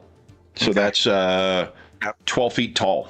Okay, yeah. So you'd be towering over this car or truck. Yeah, well, and again, because he got his shoulder up under it, it actually lifts it on. It's almost like lifting it on his shoulder, and so the basically that the front wheel is approximately 10 feet off the ground. Yeah. Yeah. So they're sort of like, there's a whole bunch of murmuring, and you can see that Terry seems to have recovered a little bit to get like the last of what's in there, and he's sort of filming it, and he pans over to the group, is the crowd as well. Yep. And once the immediate sort of cheer, the cries of fear and whatnot are gone, you can start hearing applause. Okay. People are going to. Yeah, he kind of gives a smile at the group, like, and like raises a hand. He puts it down, and he kind of stares at the guy inside the truck. He's like, "Buddy, you fall asleep." So you there? put it down, and the guy inside the truck, you can see throws the door open and kind of hops out of the vehicle. Yeah, he's like, "What happened there?" It's like you just decided to accelerate. You fall asleep. He's starting to run off. He's starting to run off, huh? Yeah. He glances at Terry and says, "Hey, make sure to keep filming." And he's got his camera up to his face. Thumbs up. By the way, real quick, Kev, when Bouclier was looking at his social media, did he see? Was there video of Bouclier on it? Like, none yet. Nothing. So okay, and then he basically lopes after the guy with a plan to just like grab him by the probably the belt and just lift him. I think we don't need to roll for that. That's you get plus 12 movement for your size. So you step over, you're able to get a hold of this guy, and he's like, "All right." He's like, "All right, let's just hold on, wait for the police. I know they're going to want a statement from you. They want a statement from everybody. They'll probably want a statement from me. We're all in this together." I got nothing to say.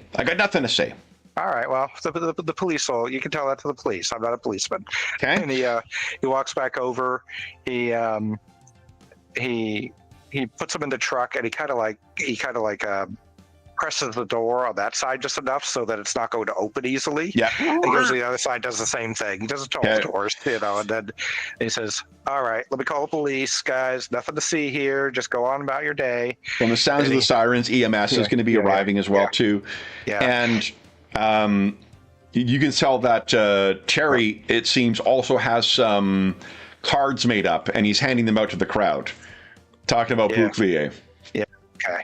There is a website included on there as well too. Okay. All your socials are on there. Yep. And sorry, when it says socials, does it say Calvin Brooks on it? No, Bouclier. Okay, Bouclier, got it. I imagine if you haven't double checked it, you would see that like you've got like alt accounts on all your social media things, all for Bouclier. Okay, got it. All right, so maybe he like as he makes sure to check things, like, okay, all right.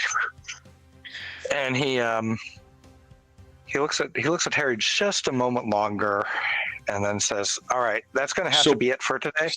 Terry's actually still. You're kind of being surrounded by people who are thanking you for what you've done, and asking who you are, and He says, "Hey," he says, "the name's Bouclier. I'm with the guard."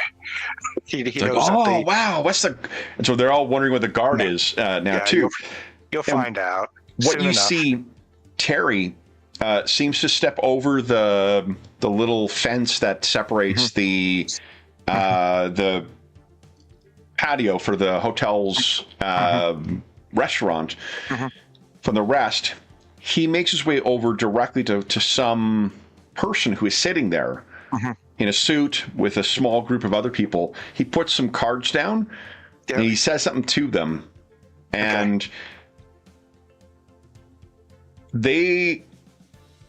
For people who just witnessed a pretty dramatic event, they don't seem to be terribly surprised.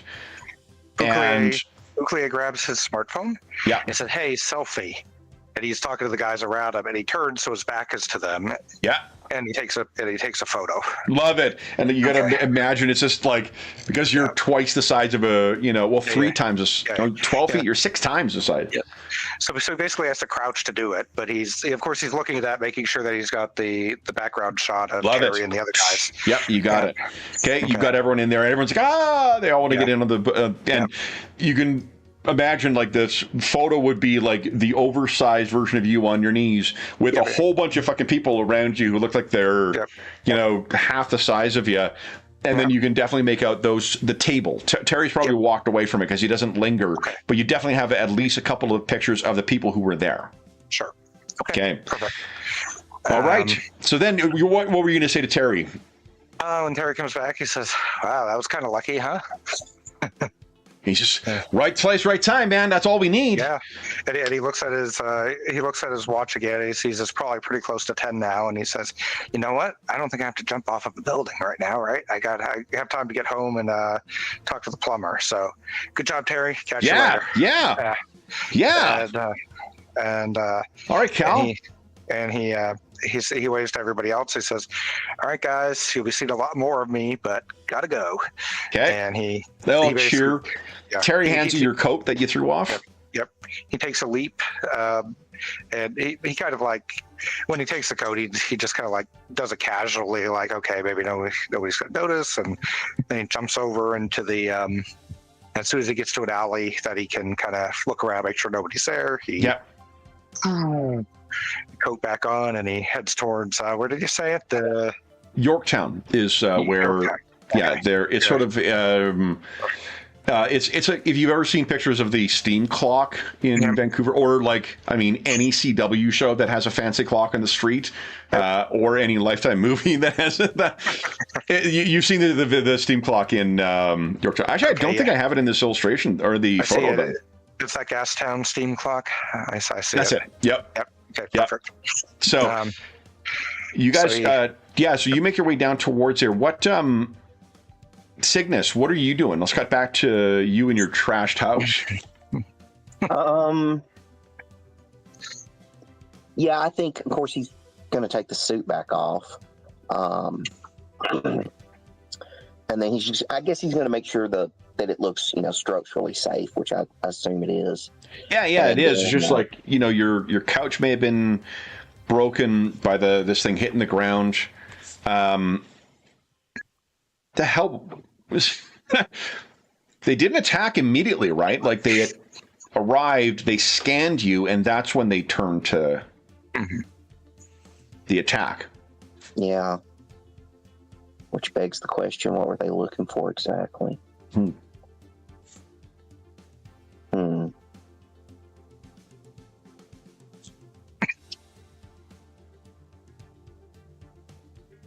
Yeah, I guess from there, because they left no evidence fundamentally other than the damage.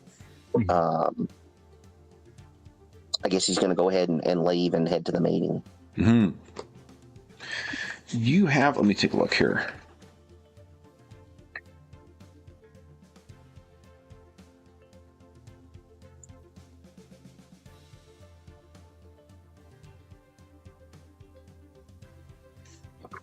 Yeah, you've yet to build any comprehensive sensors into this thing.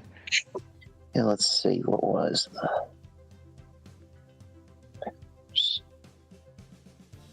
combat computer life support. But this is something you could do. Like you guys are getting XP, and it's just character points, so you could build other stuff into your, into the armor as you go. Yeah, I think the radio is about as close as I get to anything like that. Yeah. And I think the radio we would also cell phone calls you could make from your suit as well, if you're so inclined. So, with the suit off, you're running a little bit behind just because of checking to make sure everything was damaged, seeing if there's any any sign of these two things. Obviously, neither of them looked human whatsoever. The language they spoke is not like any language that you've ever heard of from any human culture speaking. The teleportation that they affected it looked even, because you did see that one guy appear right in front of you, the eye. It was different itself from what you saw Tachyon use in that security footage. Okay. So it's definitely like, even though they have similar powers, it seems they're not the same. The other thing I'll point out, it sure looks like, even though they are vastly different, or have to have vastly different physiologies, they certainly seem to be wearing similar gear, right? Yeah, the tech seems similar. Yeah. The guns, although modified to affect whatever the limbs are that the thing had, they were identical as well. And barring, what I think a reasonable assumption is that means either it is gear that is, well, it certainly is gear that is mass produced, or likely gear that's mass produced. That would mean what? A government or some other kind of large some scale sort of organization. Yeah. Huh. So then, Cygnus, do you wish to do anything before you leave your home? I don't think I need. Well, I may send a text message to the group. Running a little late. You guys have already started the group chat, the guard chat, as it were. Yep, we already started the guard chat. What do you say?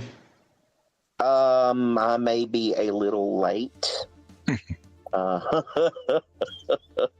Let's see. How do you text this and make it make sense in 140 characters? Had a slight, had some unexpected visitors. There we go. Okay. So, Bukle, you could get this text. You're now on the text chain with the others. Okay. Where is he related to? I guess he probably doesn't know where. He's in Point Grey. So where Point Grey is in relation to, they're both sort of on the north shore there. But yeah, I guess maybe he figures if he hits on the text. He said, "Hey, something happened. I'm going to be a little late too," and he takes the opportunity to head over towards where Cygnus's location is instead, because he figures, hey, at the very least they could meet up in advance, and maybe he could get a bit of info before they get to the meeting. Okay.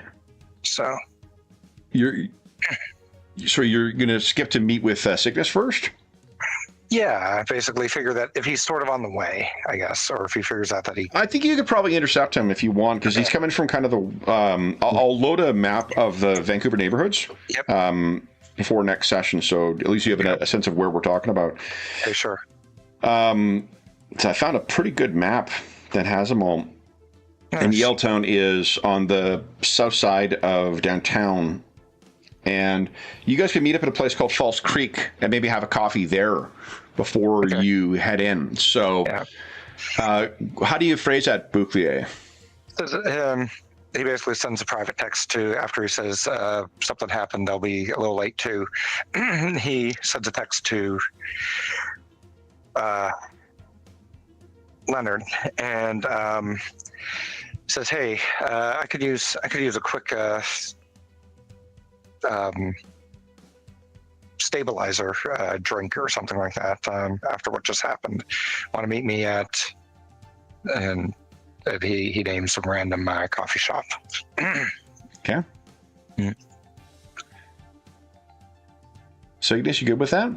Okay, I'll see you there. Okay. Great. And so he heads on over. It's pretty. He chose one that's pretty close to Leonard's house. Okay. So I don't know if Bouclier has a vehicle just because of where your means are at this point, but Cygnus definitely does. Okay. So, but fortunately, the Vancouver transit is quite good. Yeah. And One of the hopefully it's not. this is a non-sequitur, it's but fairly the same. Yeah. one of the funniest is in Blade 3, which was shot in Vancouver. In Blade 3, there's a bit where like Dracula holds a baby over the edge, and it's shot on the top of the Hudson Bay building in downtown Vancouver. And the funny thing is, like, they did such a shit job of painting over the Hudson Bay sign, you can see the logo through it. Okay. And then when he holds the baby over, you look down, it's this, I can't remember the intersection the streets are, but like you can see the trolley buses going by, and there's a place where like this I don't know if he's still there anymore, but there's a street fella who used to play chess with people with an oversized chessboard there, and you can see that down there too. I saw that film when I was living in Vancouver, and when that scene came up, the whole fucking theater starts laughing. Yeah. And the scene was supposed to be so dramatic and whatnot, and it's like, come on, it's a fucking Bay. But anyway, that is so the trolley buses. That what made me think of it is because you can see the trolley buses quite easily in that scene. You're able to take that down. Cygnus, your drive down, you're able to get some parking in Point Grey. Point Grey is kind of like a waterfront, small, like a neighborhood coffee shop, more type of neighborhood than the more like Starbucks laden every other neighborhood in Vancouver. Right. Yeah. So I think you would recognize one another, but you'd be dressed just a little bit different than what you remembered the others being. Yep. So what happens when you see each other? So Bouclier's maybe after that, right? Probably. So because if he's taking public transit, so it's close to Leonard's place, I would imagine Leonard gets there first. Yeah. So Leonard's maybe sitting outside, nursing a coffee. He's got a briefcase next to him that's got kind of a symbol that you would recognize as the logo or the center of Cygnus's power armor. Yep. So Bouclier just walks up, and he has a moment where he kind of peers to make sure that this is actually a Cygnus, and he kind of walks up and he's like, "Hey Leonard, how you doing?" And he just drops into the chair opposite him with a big sigh. So, you had some issues this morning as well, Calvin? Yeah, he says, nothing huge. I just need a quick drink. And I figured before I see the rest of the guys, and since you were going to be late, I could get a little info so we don't have to do a huge back and forth with them on stuff. It's like literally. And he's thinking to himself, it's like probably 45 minutes ago. As far as I know, and he describes where he was. To be honest, Kev, I forgot the actual. We didn't give a name. You were a coffee shop in downtown Vancouver. Right. But no, the coffee shop downtown Vancouver, but where he was the moment before, or that he remembered, the last thing he remembered in the other world. I think it probably is pretty foggy. Yeah.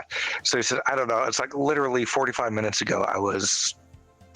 It's leaving my mind. It's like, I have a sister. I remember my parents talking about her. She died in childbirth. My mom's still alive. What the heck is going on? Well, to a large extent, that's why we were going to meet today, to kind of try and hammer that out and figure it out. But as near as I can tell, we are in Mind Warp's original reality.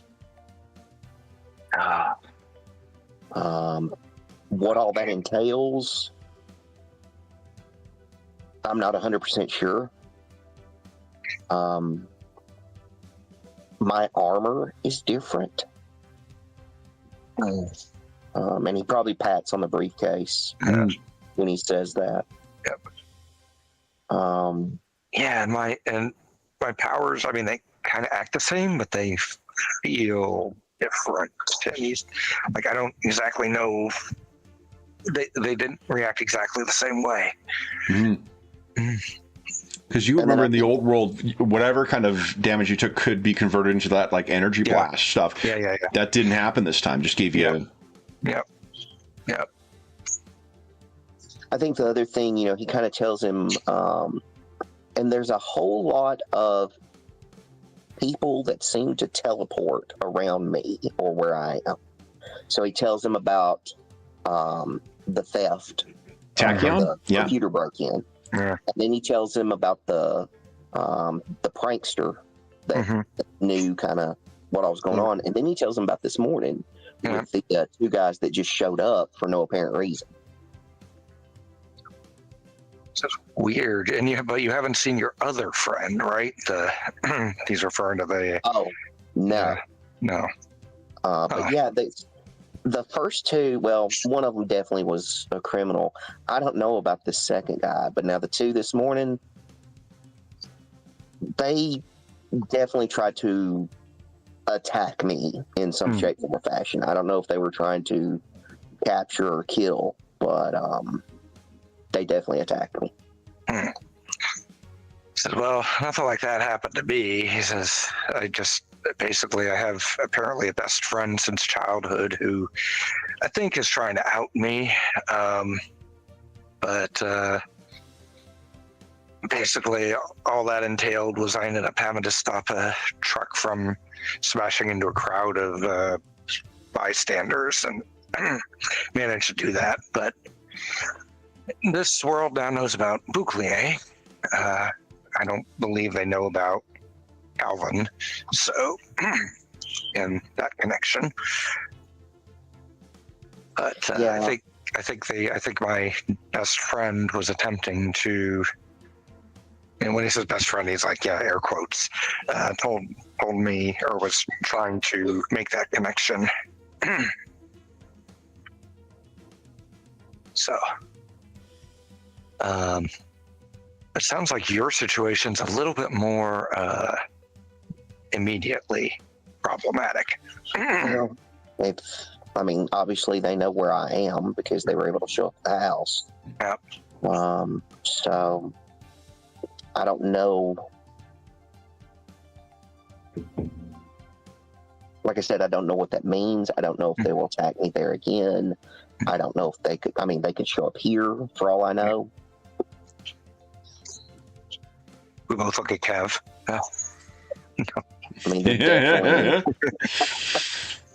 They're definitely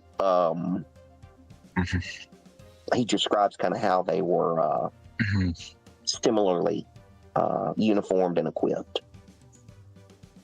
So they're definitely a group of some sort. Bouclier, Cygnus, do you think that, remember your buddy there from the bathroom? What did he say about she might be looking for you? Do you think that has anything to do with it? I guess theoretically that's possible. Because I certainly didn't know who he was talking about. If he says something like that, then Bouclier's like, you dog already? Get involved? He's like, but then he's like, he's interested about Tachyon, though. He says, do you think Tachyon's actually related to these other guys? It's like, it doesn't seem like any of them, like, he pauses. He says, so the last guys that came in, they just kind of jumped in, and you said they scanned and then attacked. Right. If they do, yes, they scanned you or they scanned the area? No, they specifically scanned me. Bouclier, you can give us a streetwise check as well. You seem to have an awful lot of information about superheroes like super powered individuals on your phone. Okay, sure. Streetwise, all the wikis that would have that's a good roll. So if you actually look on one of your like supervillain wikis or whatnot,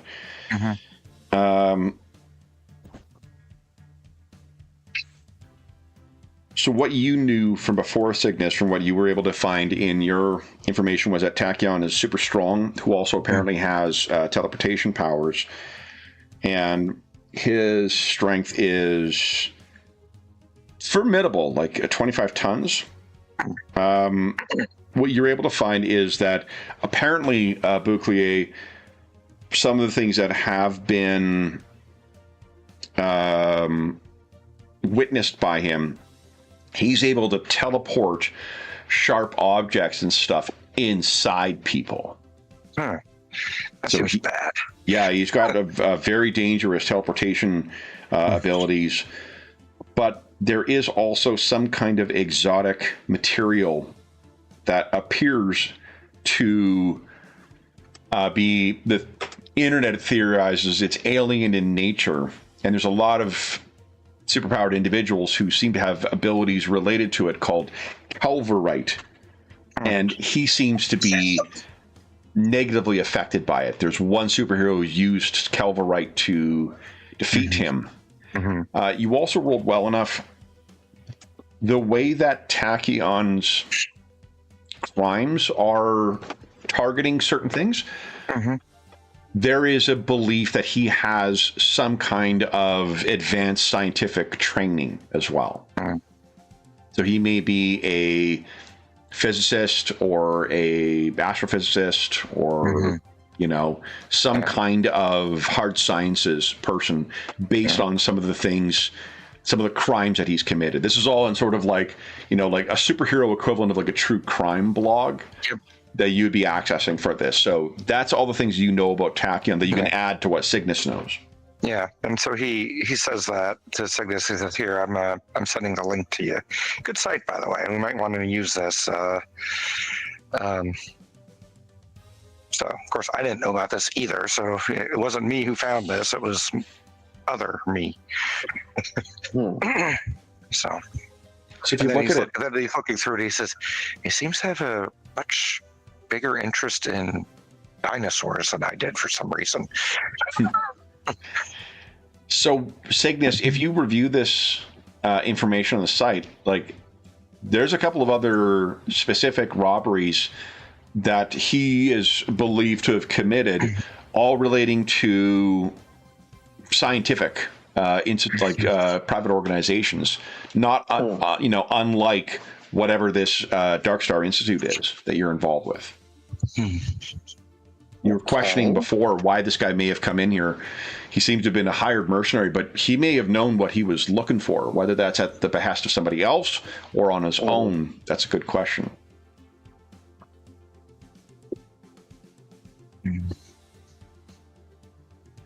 So, anything else you guys discuss?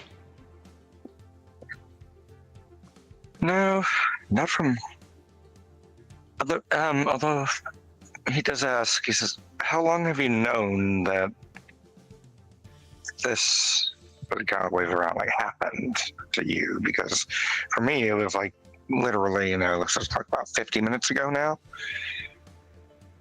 Was that when you knew, or did you know before? It's been about 24 hours, I would say. He just paused. He just said, "That's interesting. Anyway, I need more coffee." And he gets up and yes. Yeah, and if you compare the timing, like everybody else seems to have appeared about 24 hours earlier than you did, Bouclier. Okay. It's like, yeah, interesting. He goes and gets his coffee. It's black. It's like, I usually he has lots of sugar and cream in it, and he's like, "I just need caffeine." So, and says, "Well, I guess maybe we should catch up with the other guys. Or do you need any help back at your place first?" No. I'm gonna need drywallers is what I'm gonna need. So. I'm no good with that. I can break him down. Yeah, I know, right? So, yeah, let's head over there. Come on, you ride with me. Sure. Okay. So with you heading over to the meeting with them, it's a bit early, but I think we might end a session there. Yeah. Just because it makes more, like, it really makes sense. It would be the team meeting. We probably want to have, at the very least, have John's character present as well, because he's the one who's there. So we're about half an hour early for this. Is there anything else you guys wish to do before you reach there? Anything else you discuss? Yeah, he just, as he says, so you said Dr. Caliburn isn't part of this universe. Is that like at all? Or is there somebody with this name that's not the same person? I couldn't find anything that made sense. Yeah. Put it that way. I couldn't find anything that was like, oh, that is. Yeah. I'm not saying it's not here completely, but based on the research I did, he doesn't exist. The guard doesn't exist. Here's some other interesting things about this is, for one, Chicago is gone. There's a place called Millennium City. That's right. In its place, but Chicago appears to have been destroyed by a supervillain called Dr. Destroyer at some point, and Millennium City was built up in its present. There also appears to be a city called Vibora Bay in Florida that didn't exist in your reality, and that one's of interest to you because on that same superhero, index, it references, if you're looking for Caliburn, there is not the aged wizard that you knew, but there is someone whose name is, hold up here, I found what supplement it's in. His nickname is the Magnum Mage, because here we go. His nickname is the Magnum Mage, but there is the name Robert Caliburn. Spelled the same way. Caliburn spelled the same way? Yeah. Did we ever find out Caliburn's first name? I don't think you did. Okay. Yeah, I don't see how we couldn't now. Yeah. And that would have probably been in all that stuff that I passed along to Cygnus, or they'd already figured that out. They didn't figure that out. No, I hadn't gotten to that, so you're way more hip to that than I am. Oh, he says, and the Magnum Mage is not known as Dr. Caliburn. Okay. Just Robert Caliburn. Okay. Yeah. That seems to have a similar mystic sort of association. Are there any pictures of his face? I think the closest you get is kind of a Robert Caliburn is kind of this world's like Airsat's Constantine. So like you probably have there's a video of like, that Johnny Cash famous thing is him flipping the bird to the camera at best, but that's really it. Yeah. Okay. You do know where Vibora Bay is, but again, like you've never heard of that place in your world. Yeah. He's it might be, that's probably a little bit of a side quest anyway, if we go after that guy, but nice to know he may be around. Doesn't look like the same guy though. Yeah. Yeah, definitely like I not. said, a lot of things are turned upside down here. Yeah.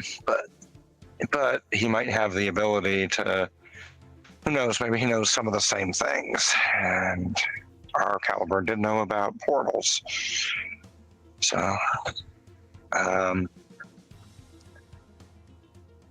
right. I guess we would just meet up with the other guys and see. But he does do a couple of quick checks on like various things. Like he's starting to realize, of course, this is very divergent from the real world, but not so much. He like checks like big events like World War II.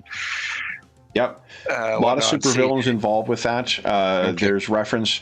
There is apparently there's two sort of supervillains that three that sort of stand out as in a Canadian context. There is someone who is called Baron Nihil, and I'll put that in chat for you. Yeah. Nihil stands out because I believe his name was the Yeoman. He was a Canadian superhero, and Baron Nihil murdered him. Mm. The thought is Nihil is a surviving Nazi who somehow like is in some other world and invades. Like Nihil himself looks like a glowing skeleton with a Nazi uniform on, and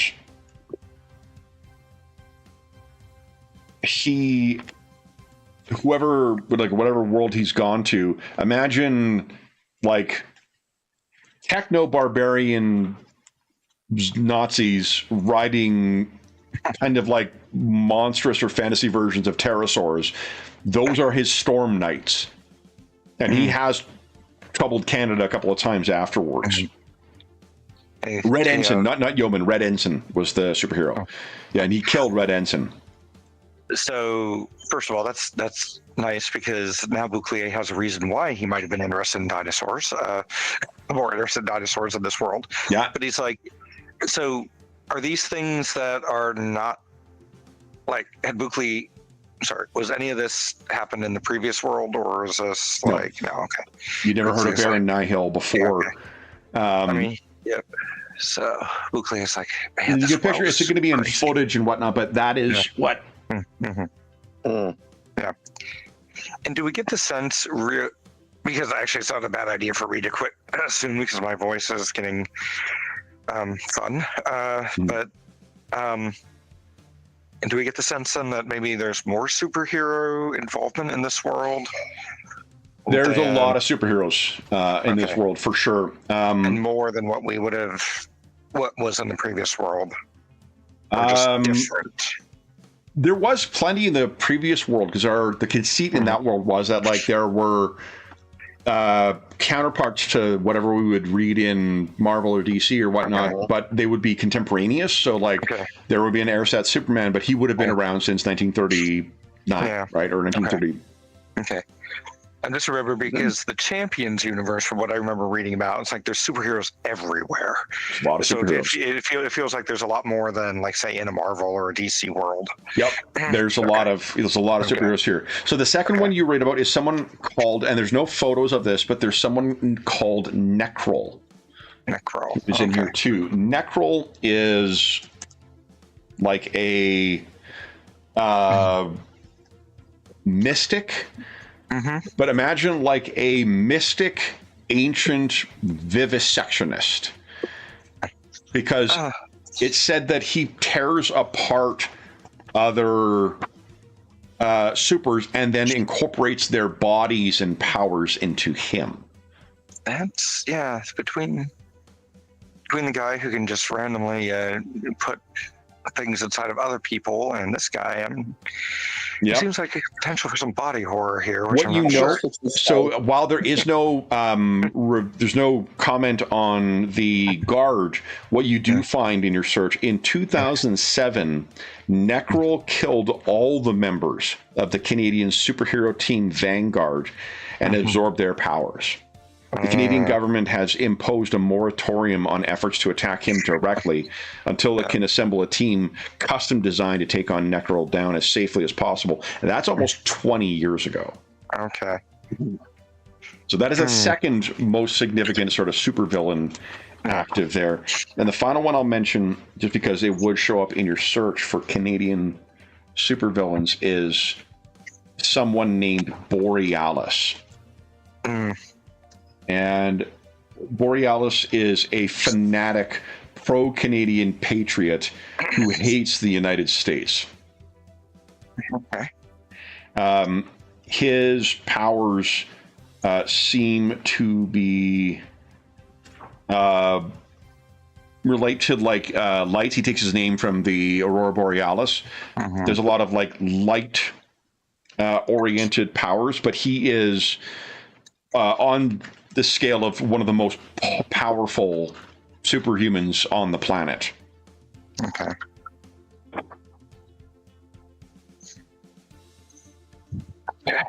And I'm trying to see if there's anything else I could tell you about. Yeah. Nice. I think those are the three big ones that you would know about right now. Borealis, the mutant Canadian supremacist, Necrol, the undead mystic vivisectionist and murderer of superhumans, and Baron Nihil, the Nazi who killed Canada's equivalent of Captain America during the Second World War, and now attacks with his dinosaur Nazi barbarians. So, anything else you wish to ask about? Yeah. Before you have your meeting with the other guys? Or I'll put Borealis here. None from me. Yeah, I can't think of anything else major. Okay, then, guys, we'll bring our session to a close a little early today then. And we'll go back. I'll post in Discord about XP as well. Now, where the heck is it? This one? Yeah, okay. There we go. Then, for those listening at home, thank you so much for joining us for... Oh, and Graham, thank you very much for letting me know about the audio issue, too. Thank you so much for joining us for issue 2 of our Champions of the Guard campaign. As is always the case, if you have any comments, questions, or concerns regarding the session, the campaign, or the game we're playing, please don't hesitate to leave a comment in the comment section down below, and I'll endeavor to reply in a timely fashion. There's also a link down below to the Dungeon Musings Discord server, where we have a channel dedicated to Champions, where we've posted the character sheets for all of our heroes, as well as most other campaigns and games we run on the channel. There's a virtual there's channels for Find a Group, GM discussion, virtual tabletop chat for most of the other games we run on the channel. It's a terrific, helpful, knowledgeable, and friendly community over there, and you're more than welcome to join us. There's also a link down below to our friends at Noble Knight Games. Noble Knight Games is the preeminent unionized retailer of hard-to-find and out-of-print RPGs in North America. Not only do they have an incredible selection of new role-playing games, board games, and card games, they have an unmatched selection of hard-to-find and out-of-print RPGs. In particular, you can find a bunch of older editions of Champion stuff there, as well as some of the harder-to-find stuff for 6th edition, like the Enemies book. If you are curious, too, it's the Villains book. We're using a ton of official Champions villains in this campaign now, so... because these are old friends for me. Many of the characters in the Champions setting are carryovers from the earliest editions, so it's pretty fun. If they don't have something in stock at Noble Knight that you're looking for, you can put it on a want list. They'll send you an email when it comes in. And at the time of recording, they're having their winter sale, which will be going till the 21st of November 2025. If you're listening to this after that time, there's a discount code listed down below, Muser10, that'll save you 10% on any purchase of $10 or more through their website through to the end of 2025. The last thing I will say is a huge thank you to our stalwart heroes. So, Will and Robert, thank you so much for joining me today, guys. Congratulations on learning more about your new settings. And as is always, I suppose, I really am sorry what's going to happen next issue. But I'm sure you guys will be ready to rise to the challenge. For those listening at home, we'll be back in 2 weeks' time. But until then, we hope that we gave you a few hours to take your mind off the troubles of our world and think about the troubles that our heroes in the Great White North are encountering as they're trying to figure out where they are and why they're here. But until then, until we see you again, stay safe, stay healthy, and happy gaming.